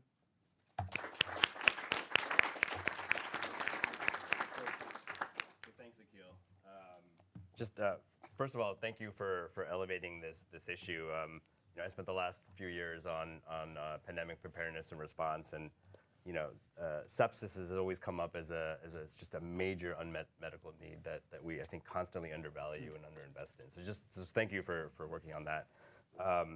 The other part of my sort of perspective on pandemic preparedness and response is that we tend to look for problems that don't exist yet. We look for future pandemics and biocrises, but you pointed out two things that are just routine problems every day, AMR and sepsis, and just, I think it's really important that we find those problems and solve the ones that, are a problem today all over the world and are problems, during biocrises as well. So thank you for all that. I have a few questions, so I'll just kind of maybe run through them and then sort of stop there. So, one is that I'm sort of curious about the kind of standard of care in this scenario, and like how you imagine a test like this to change that, if that's what you imagine, and how like decision making will actually change on the ground. You're a clinician, right? And so just would love to hear your perspective on that. The other thing sort of related to that is that unlike vaccines, I think diagnostics are a really tough market, as you know, and it's very hard to both make money, and it's also hard to get new products adopted, even if there's a clear demand signal. So how do you sort of imagine that process working out, with the AMC? Because I think it's gonna take time to get that adoption going, or if that's a problem that you've identified. The other sort of question is sort of curious about how you imagine the actual, like, if you're writing a contract for an AMC, like who's party to the contract? Are you looking at purchasers at hospitals in some of the target countries you have, and how are you sort of imagining that kind of coming together? Because again, diagnostics is a tough market in terms of how products get distributed and sold. And then last question you talk about a new org, but do you imagine or have you ruled out working with existing orgs? There's plenty of kind of, global health organizations that specifically focus on diagnostics or volume guarantees and things like that. So, is it also feasible to kind of work within those systems and kind of have this sort of thought within that rather than trying to create a new organization? Yeah, great questions. I've written them down, so I'll try and go through them. So the first question was on standard of care and how this test will impact standard of care. Right now, as I kind of outlined in that story, the main way that we diagnose and treat neonatal sepsis is we go by clinical judgment and we empirically prescribe antibiotics. So we prescribe them without a result. And that's because blood cultures is the only kind of diagnostic modality that we have available now, and that takes 2 to 3 days. So doctors have to trust their clinical judgment there. The issue with that is neonates don't present with a clear set of symptoms that tell you that they are septic. Whereas in an adult, they might be a little bit more obvious. In a baby, the signs and symptoms are very, very non-specific. They might be crying, they might be suckling more, they might have cool peripheries, they may or may not have a raised temperature. So because of that, physicians are very much flying blind in this area. The second question is, how is this going to impact standard of care? I think it's important to flag up front that we thought about this test and co-designed it with the physicians and neonatologists who would be using it in low middle income countries. And we've designed it as an adjuvant to their clinical judgment. So it should, rather than be seen as something that's an opposition to them exercising their clinical judgment, it should be integrated into that. Speaking more specifically of that, so let's imagine you work in a neonatal unit and you have 40, 50 babies, some of which you suspect may have sepsis and some of which you don't. So we risk stratified babies into 4 groups, some of which are very clearly septic. In those cases, you're not going to use a diagnostic test, they're clearly septic, they get the antibiotics. Then you've got on the other end, babies who are very clearly not septic. You're also not going to use a test there because how's it going to change your judgment? You still don't think they have sepsis. But actually, there's a huge middle ground there, and it's a spectrum of where baby may or may not have sepsis, and clinicians may or may not give antibiotics. And that is where the test would kind of slot in. In terms of where in the healthcare system it would be used, we imagine this would be used kind of throughout the healthcare value chain, from district, local, community hospitals up to tertiary hospitals. Because it's a rapid triage test that we would hope gives results in under 30 minutes, we think that it could be used across a couple of settings. The second question was about diagnostics being a tough market and how you're going to make sure they're adopted. Part of the reason that I think we need an AMC is because it's linked to the adoption and use of a test. So I like to draw an analogy to 2 other pull incentives that have been used in the diagnostic AMR space before. They're the Longitude Prize and the NIH Innovation Challenge. They awarded $10 and $20 million respectively to people who had an innovation for an AMR diagnostic. Whilst those prizes did push the envelope of R&D, all of the tests that have come through there, unfortunately, are still sitting on the shelf. So I think what's really nice about this is that you're linking it to adoption. And when it's being linked to the adoption through the AMC, you can also collect more data through your M&E. So when you've got a government, let's say India participates in this AMC, and they've got one state, say Kerala participates in this. We know when they're participating in the AMC roughly how many diagnostic tests they're using. We can go there and see what impact it's having on cost and health benefit. And so we can generate much more rich data that will hopefully also help with adoption. The next question you asked, I'll actually go in a slightly different order, was would you need a new organization to do this? The answer is no.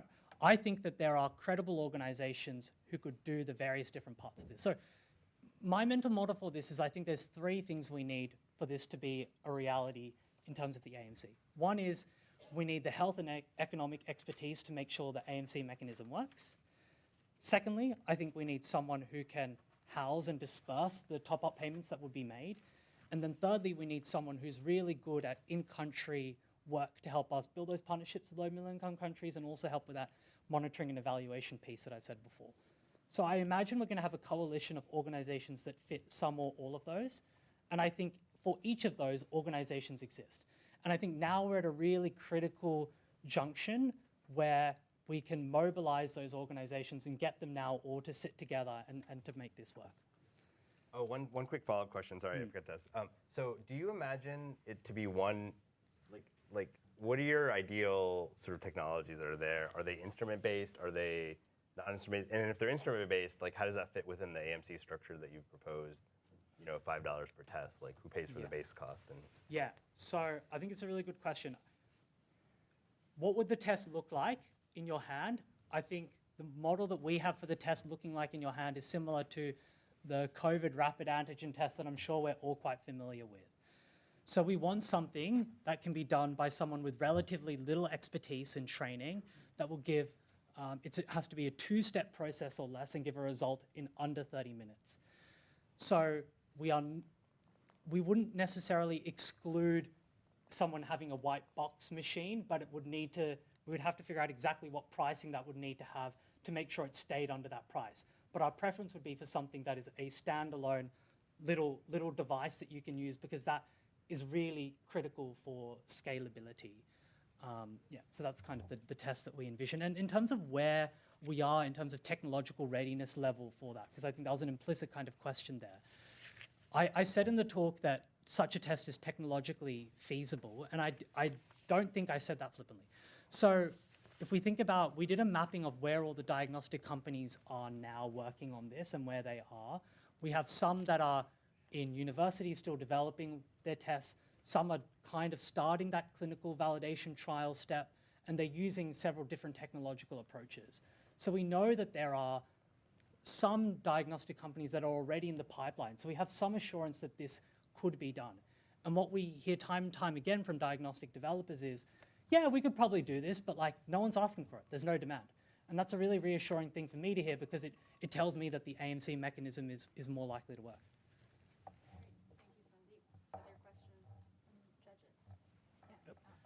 Yes, so it sounds like the goal here is to get manufacturers, pharmaceutical companies to shift effort away from something else toward developing this new diagnostic.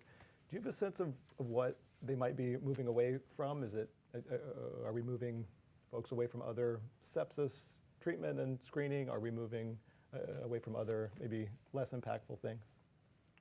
That's really, yeah, it's a tough question to know exactly the answer to in terms of what they'd be shifting their priorities from and to.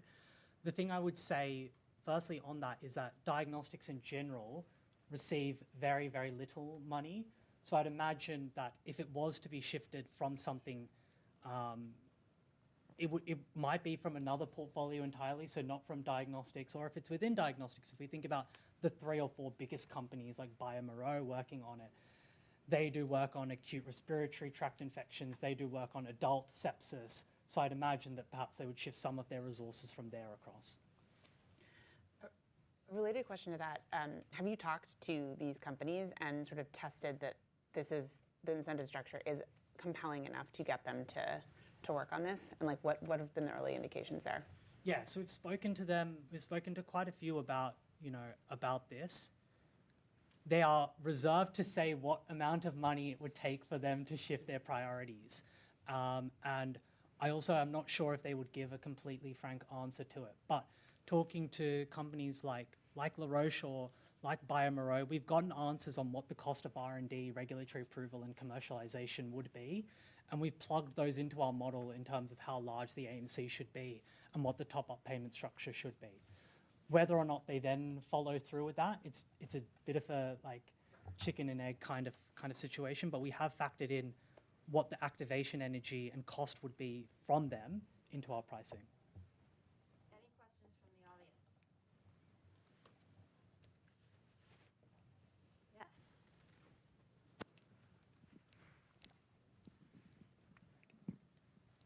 Just curious if you have a sense of the technical risk when you brought this up to people who work in diagnostics. So like, I remember working in the ICU sometimes, there'd be patients with pneumonias of unknown origin, and then sometimes you do this, I think they call it the BioFire diagnostic panel. I don't remember the yield on that, but it wasn't 100%. So do you just have a sense of like, is there like a gold standard that's maybe too slow that does work, but it's just too slow that you think you would match, or yeah, just a bit more there. The gold standard is blood cultures, which are shocking. they often give you false negatives and they take a long time.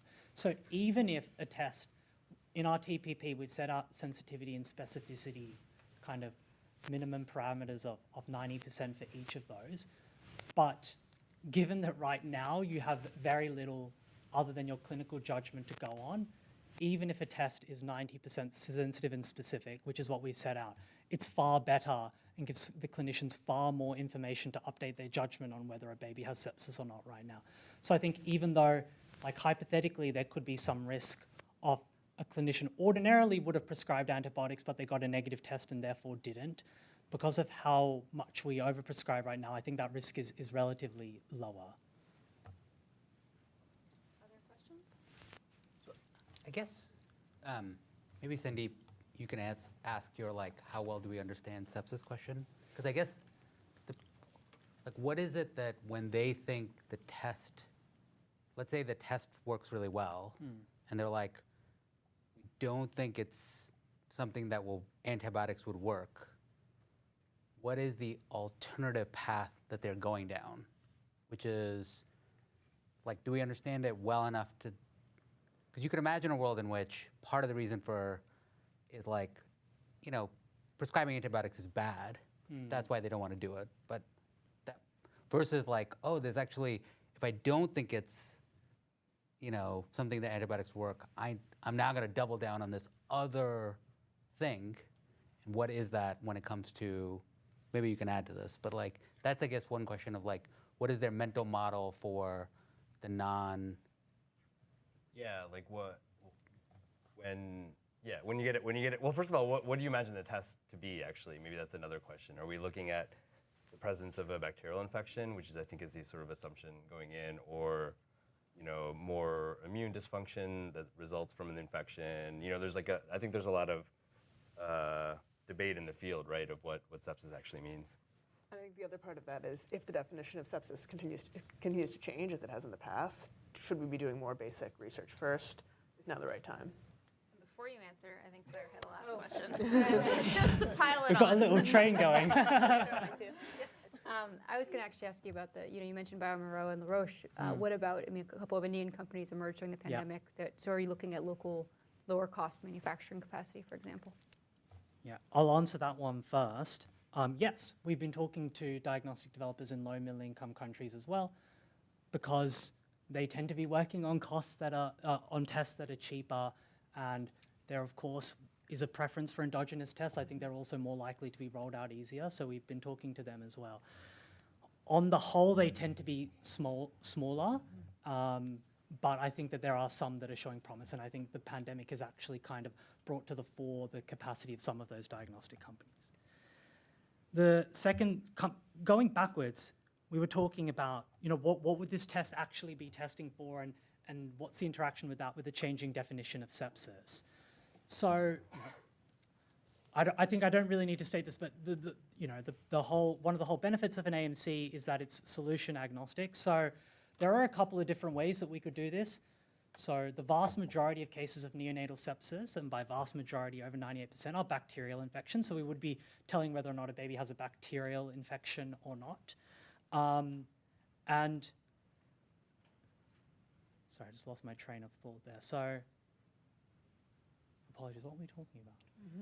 Changing definition. Oh, yeah, so what would the test do? So in terms of the ways it could work, what I see of the companies that currently exist out, some of them are looking for a host immune response, so they're looking at biomarkers. Sorry, this is a bit technical, like IL-6, MXA, CRP, procalcitonin. Some of them are looking like multiplex PCR or lateral flow immunoassay. They're just doing pathogen ID, but they're doing the 8 to 10 organisms that are like 97% of all cases of neonatal sepsis. Some of them are using completely novel methods like DNA melt analysis or electrosensor chemical tests. So, I mean, the potential solution space here is quite broad. In terms of the changing definition of sepsis, I think what is sepsis, a bloodstream infection by a bug, has stayed largely the same. As our knowledge of the pathophysiology and the immune cascade that underpins sepsis improves, that's a great thing for this, because that just increases the surface area of the solution space.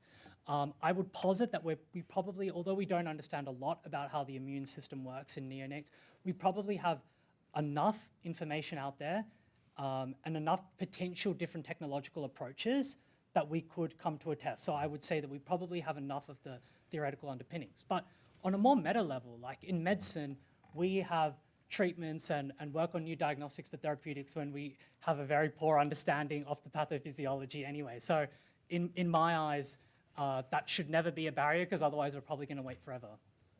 Great. Join me in thanking Akil.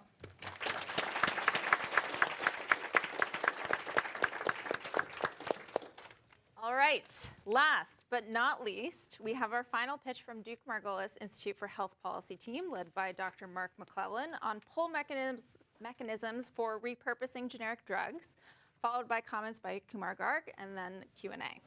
Duke Margolis combines Duke University's capabilities in research, education, and engagement to inform policymaking and implementation for better health and health care. As part of its interdisciplinary approach, Duke Margolis frequently collaborates with other departments at Duke and was supported by researchers from the Duke Global Health Institute and Department of Population Health Sciences for this innovation challenge. Leading the team from Duke Margolis and presenting the pitch today is Policy Research Associate Beth Boyer. With a background in global health, Beth focuses on policy related to biomedical innovation and has been leading work on advancing drug repurposing in addition to other projects related to drug development and access. Over to you, Beth.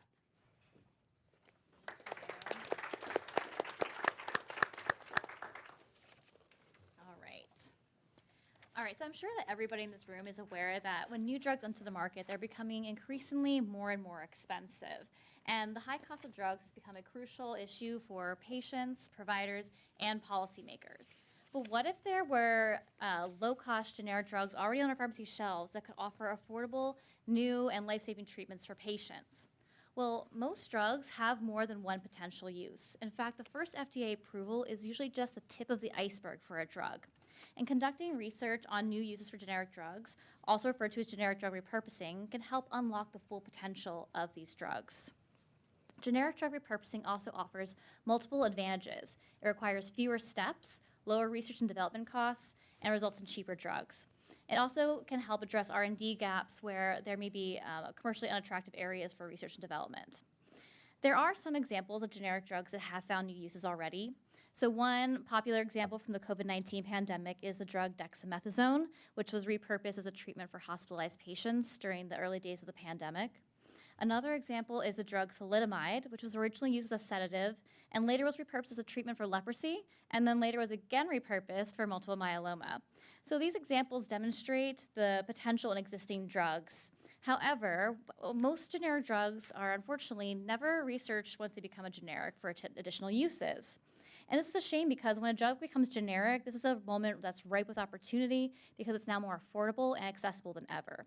So why aren't firms pursuing this opportunity? There's a few key reasons for this. So although generic drug repurposing is cheaper than traditional R&D, it still requires upfront costs in clinical trials, which are expensive. And if a firm is going to invest in those upfront costs, they want to be able to ensure they're going to recoup the cost of that investment and also be able to turn a profit. So a firm could technically apply for a patent for a new use. However, these are almost impossible to enforce. So this means that they're going to be sharing the market with generic competitors, which drives the price of the drug down. And this also results in limited profit margins.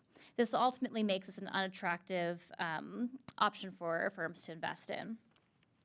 It's also worth mentioning there's regulatory hurdles as well that can create additional disincentives here. So creating financial incentives has the potential to unlock these new uses in the generic drugs. As we've learned today, there are different types of mechanisms, and there are some push funding mechanisms already available for generic drug repurposing. However, the funding levels are pretty low still. And we also have heard today that push funding has its limitations. It picks winners in advance, which means that there may be firms out there with relevant expertise or maybe private knowledge on new uses of drugs that the funder is not aware of and they're not being picked. Now, pool funding can be a complementary mechanism here. It wouldn't select the winners in advance and instead reward the firm that finds the new uses for generic drugs first. This is important because innovation can come from anywhere. Sorry, I just lost my place. And this is important because, oh, I'm sorry. So drug repurposing has many potential different applications as we explored in our proposal. So we determined that depending on which market that we're looking at, there may be different designs of pull mechanisms required. So today I'm going to be presenting to you two different mechanisms. So first we looked at a mechanism that would repurpose generic drugs for common diseases in the US or other high-income countries. And the second one would be for diseases such as neglected diseases that primarily impact low and middle-income countries. So for the US common disease model, we are proposing a mechanism that would reward repurposing for by rewarding the firm every time that drug is used for the new indication. So in other words, every time that drug is prescribed, the firm would receive X amount of dollars up until a certain amount of money, whatever that reward amount would be. Now we also consider, another key component is that we have to track the data for this as well. So we have to track prescriptions of the drugs used for that new indication. And this is possible by tracking claims data. So we also considered a few key design characteristics for this mechanism. So the first one is that we would require FDA approval for this. Now, this requirement goes a long way to support uptake and reimbursement of the drug. Second, it's important for us to emphasize here that the reward would only go to the firm that is sponsoring the research and development and bringing the drug through the regulatory process. Now, other generic firms on the market that are selling the drug can continue to sell it, and they can sell it for the new use, but that reward would only go to the originator firm that did the research. And this is important because it ensures continued affordability and access to that generic drug. Third, we want this to remain disease agnostic, so it can be open to any opportunity for any disease. And fourth, we want to pay more for value. So higher value discoveries receive a higher payment than maybe discoveries that only offer a marginal payment compared to standard of care. Now, for neglected diseases, which for those of you who maybe aren't aware, neglected diseases are those that disproportionately impact low and middle income countries, and because of that, they have low ability to pay for drugs, making it an unattractive market for firms. This has left a lot of treatment gaps for patients, and so drug repurposing could offer another potential pathway for drug development. But the model that I just proposed for US common diseases may not be feasible for neglected diseases because of that data tracking component. This can be difficult in lower income settings.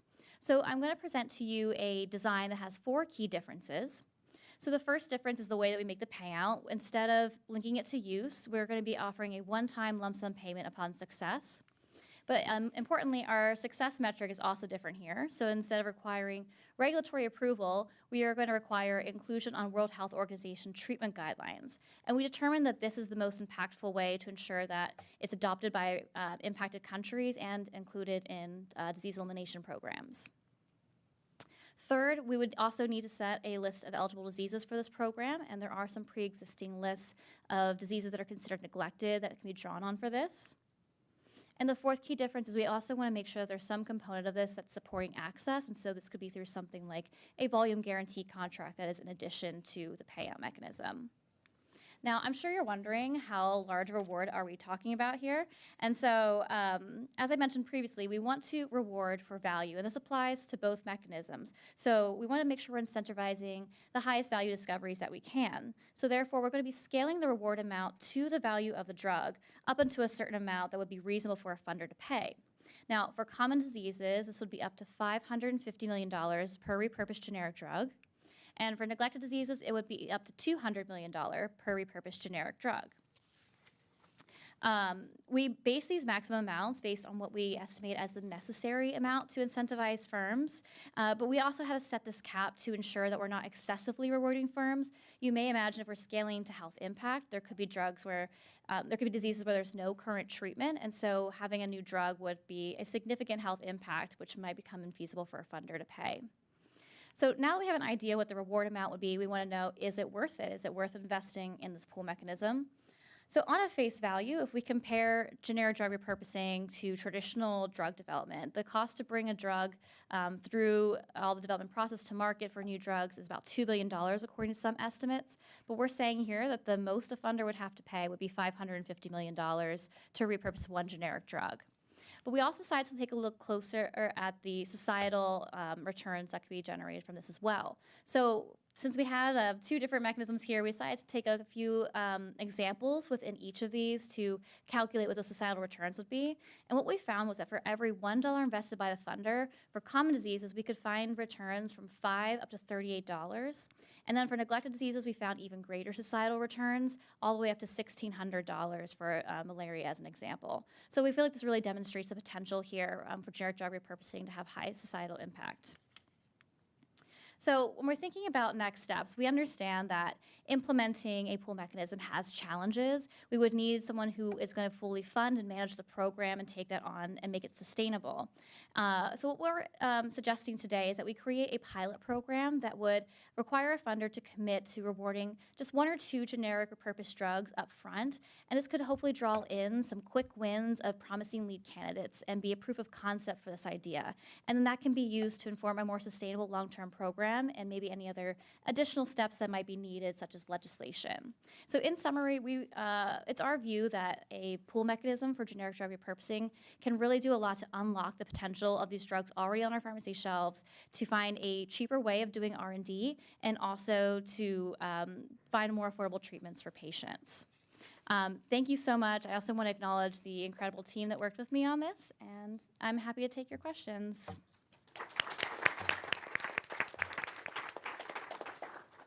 Awesome. Well, I'll kick us off. I think this is really timely. There's a huge amount of conversations about cost of drugs in the United States, and I think drug repurposing often comes up as an area for activity. Just a couple of things I'll just sort of throw out as things I thought were very clever. I thought the payment mechanism, especially for the US side, is very clever. This idea that the firm that does the work gets to then make it back, irrelevant of the fact that the generics will get produced by lots of other players, and they might step in anyway to fill in the extra volume. So I think that idea is very clever. But I guess the question, a couple questions, and I'll just sort of list them off that we can go through. One is, I was trying to think about the persona of such a firm. So like when I talk to folks in industry, they'll say, okay, let's say we want to be acquired by pharma. They'll say, okay, what's the lifetime value of the drug we're working on? Okay, let's say we think that's $10 billion. So then we say, what are the chances that we make it through all the phase trials? So then they'll go to pharma and they'll say, let's come up with some sort of partnership. Well, you'll cover a bunch of our R&D costs while we get through these different steps. And they'll say, okay, and then you as the pharma will have a bunch of those bets across a bunch of candidates, and you'll say, some of them will pay off. So in a world in which you have the 550 million, is it that you should use that same mental model? You know, it's like an enterprising startup, it's got some idea, and basically what it's gonna do is, it's similarly gonna go out to pharma and say, what we're chasing is the 550 million payoff? Or is it that these are actually academic centers or others where this becomes like a way for them to kind of almost build like a new income stream to say, part of our business model is gonna be now doing this early stage validation and testing? Like, which is the right persona of firm that would want these kind of specialty payments? So that was one thing that jumped out to me. The second one was, I get the sort of point of like, you gotta start with a pilot, but one question that jumped out to me is, let's say you say, well, we have enough money to do 1 or 2. I could imagine, again, from a strategic standpoint, unless you know you're in pole position to get that first award, you might not wanna go for it, right? Because you don't know everyone else in the market. You know, I get the value of anybody could play, but you're like, maybe there's someone who's sitting on something that's an off-label thing that's actually really valuable. They could rush to show the indication. You know, what are the chances that we're gonna be the first 2? And that means like nobody plays. So like, do you need to have like a credible commitment across a bunch of candidates to make the math work? Because again, you don't know. So one question I had was like, do you want to have like a way to signal who else is in play? Like, let's say you did a milestone payment that you're going to pay to everybody to show some credibility, and then you're like, oh, there's 20 other players. You know, I think it's worth me continuing versus, I don't know how much repurposing potential there is out there and how much I could do. And then the final one was just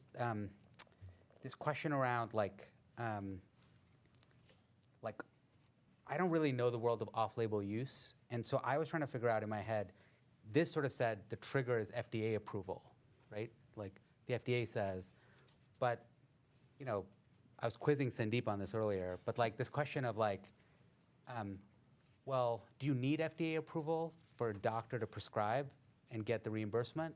It's like, well, they actually look often to like, you know, the relevant practitioner communities, which say like, this thing has now been treated safe. So like, do you want to set it FDA approval, or is that really about reimbursement and other things? So those were a couple of things that jumped out to me, and then, you know, we'll open it up. Yeah, no, thank you for those first questions. So starting with your first one about like who is the target we have for this, I think that's a great question. It's one that we've gone back and forth on a lot. I think in an ideal world, we do want to draw in the pharmaceutical firms and get them interested in this and find this has to be attractive, because I think you could imagine that maybe like the originator of a drug there, they made it like 50 years ago, but they have all the data already, so you could see it being easy for them to pick it up and continue the research. But I think we also want this to be open to non-traditional developers as well. There's a lot of nonprofits in this space right now. There's a lot of academic research already happening. I think the challenge though is like the next part I'll get to, the FDA approval requirement, which I think is more suited for firms that have experience with that process. I think that's more of what we're thinking of here.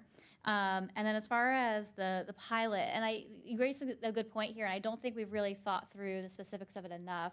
I think there could be a way that, you know, like say, just for example, like ARPA-H were to run this pilot program, there could be a way that, you know, some firms would reach out to them when they say like, we're going to pursue the pilot, and they would have a few firms that like announce or sign on to being part of the program, and that way that you can know how many are in play. I think that's a really good point, but something we hadn't really thought of yet. And to your next question about FDA approval, and this is one that I was prepared to get because we've gotten this question a lot, so I have a backup slide. So there are a lot of reasons why we decided to have FDA approval as a requirement. So first of all, like a lot of the literature we found on drug repurposing has also pointed to the benefits here, but it gives confidence to providers and patients that they can be prescribing this.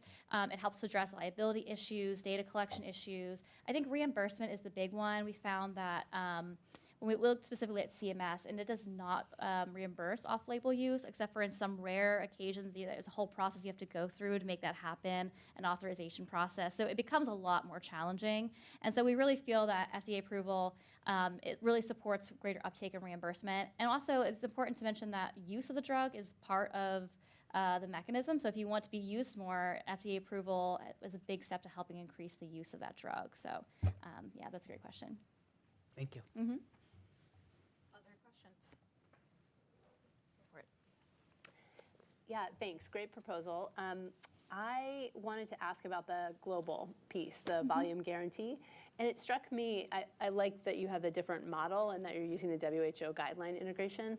I'm wondering, though, whether that volume guarantee requirement, whether the payout is actually enough. Like, talk me through a little bit, like how you'll get them to actually do the volume guarantee part and how that works with thinking about manufacturing and global availability. Yeah, no, that's a great question. It's something I had to skim over very quickly here.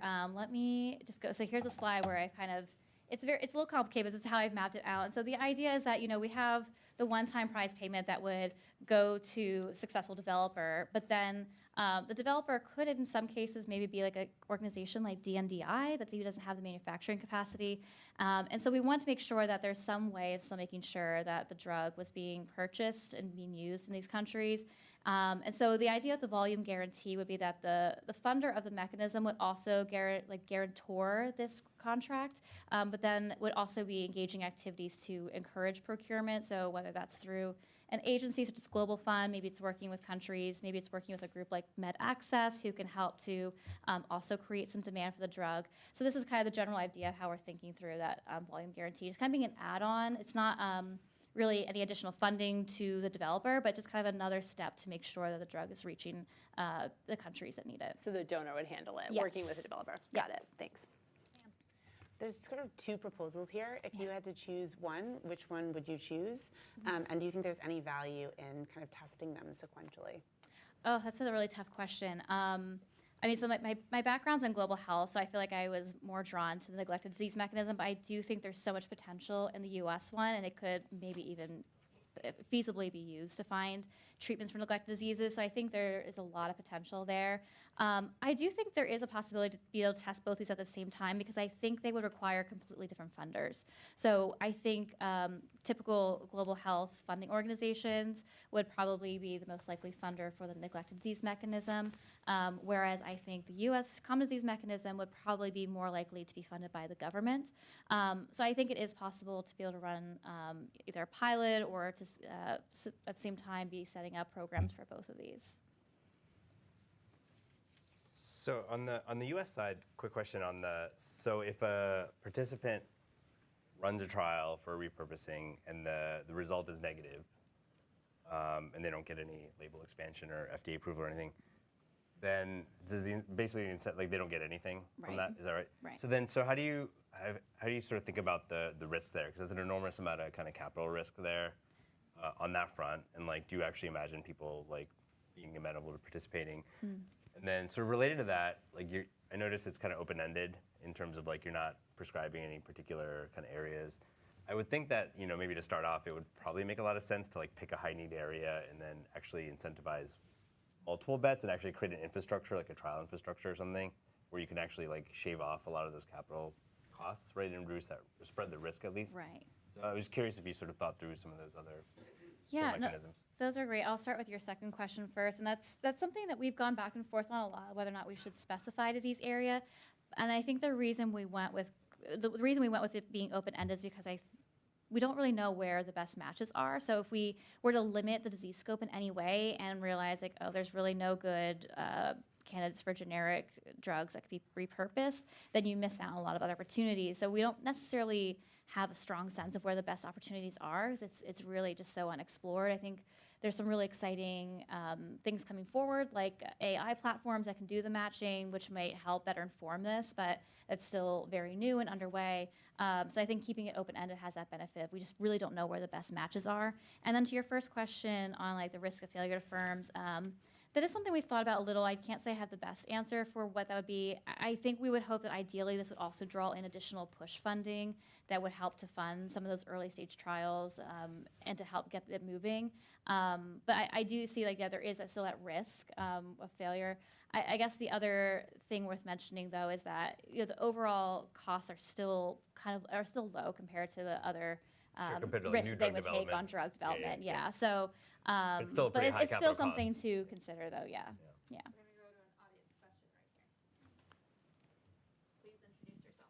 Thank you. Thank you for the presentation and the model. My name is Latte Lawson. I'm Chief Innovation Officer with Oxfam. One thing in terms of process that we work on is also the feasibility and the validity of the idea. So I'm just curious if you have tested some of those ideas with maybe potential donors or even pharmaceutical, and what kind of feedback have you received? I'm just curious about that aspect. Thank you.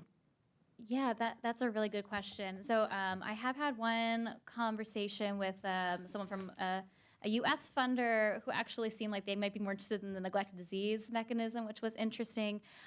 We haven't had a lot of conversations with funders yet, though.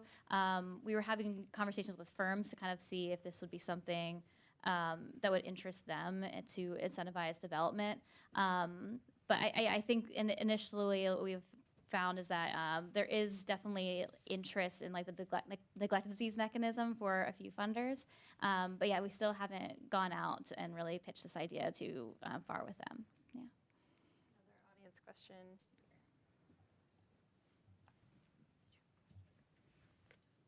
Hi, Neil Hacker.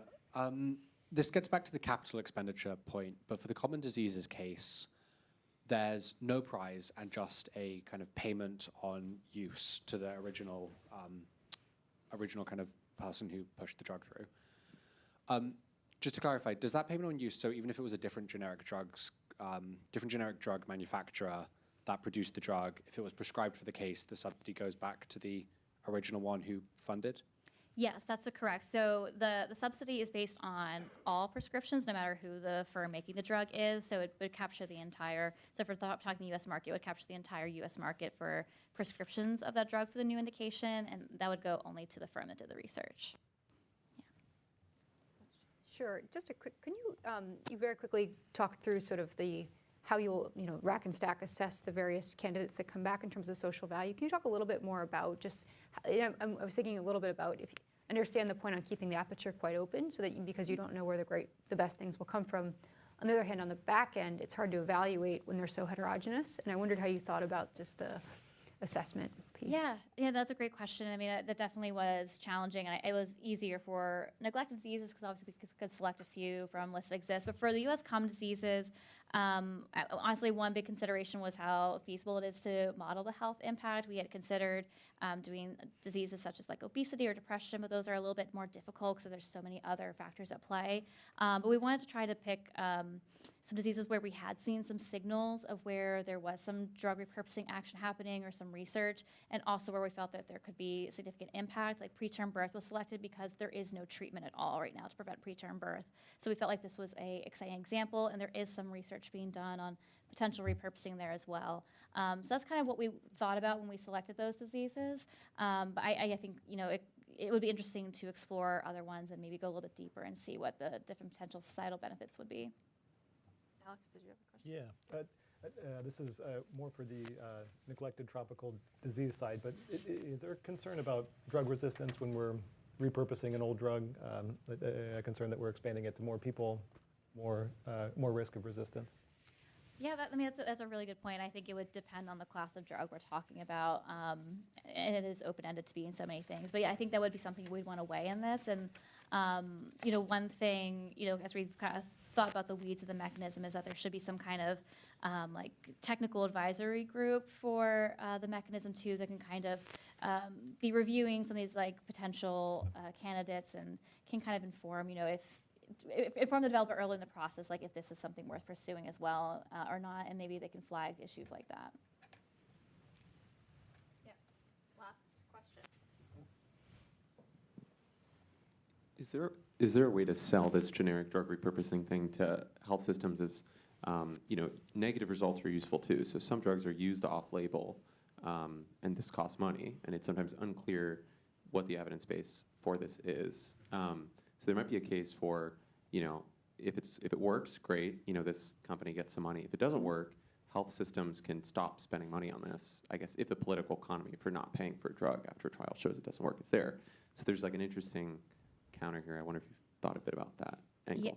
Yeah, thank you. I hadn't thought of that, but thanks for just strengthening the argument for this. I think that's a really good point because, I think there's a lot of off-label use that just isn't backed by any evidence, and it could save money, it could save time in selecting the right treatment for patients if we were to be able to rule out which ones aren't working. So I think there is some benefit to having some failure in generic drug repurposing. It's a really great point. Great. Well, thank you so much, Beth. Thank you. Thank you to all of the afternoon speakers and to our judges. This now concludes our live stream. If you're interested in seeing the results of the prizes, you can check out the CGD and MSA websites tomorrow. They will be posted there.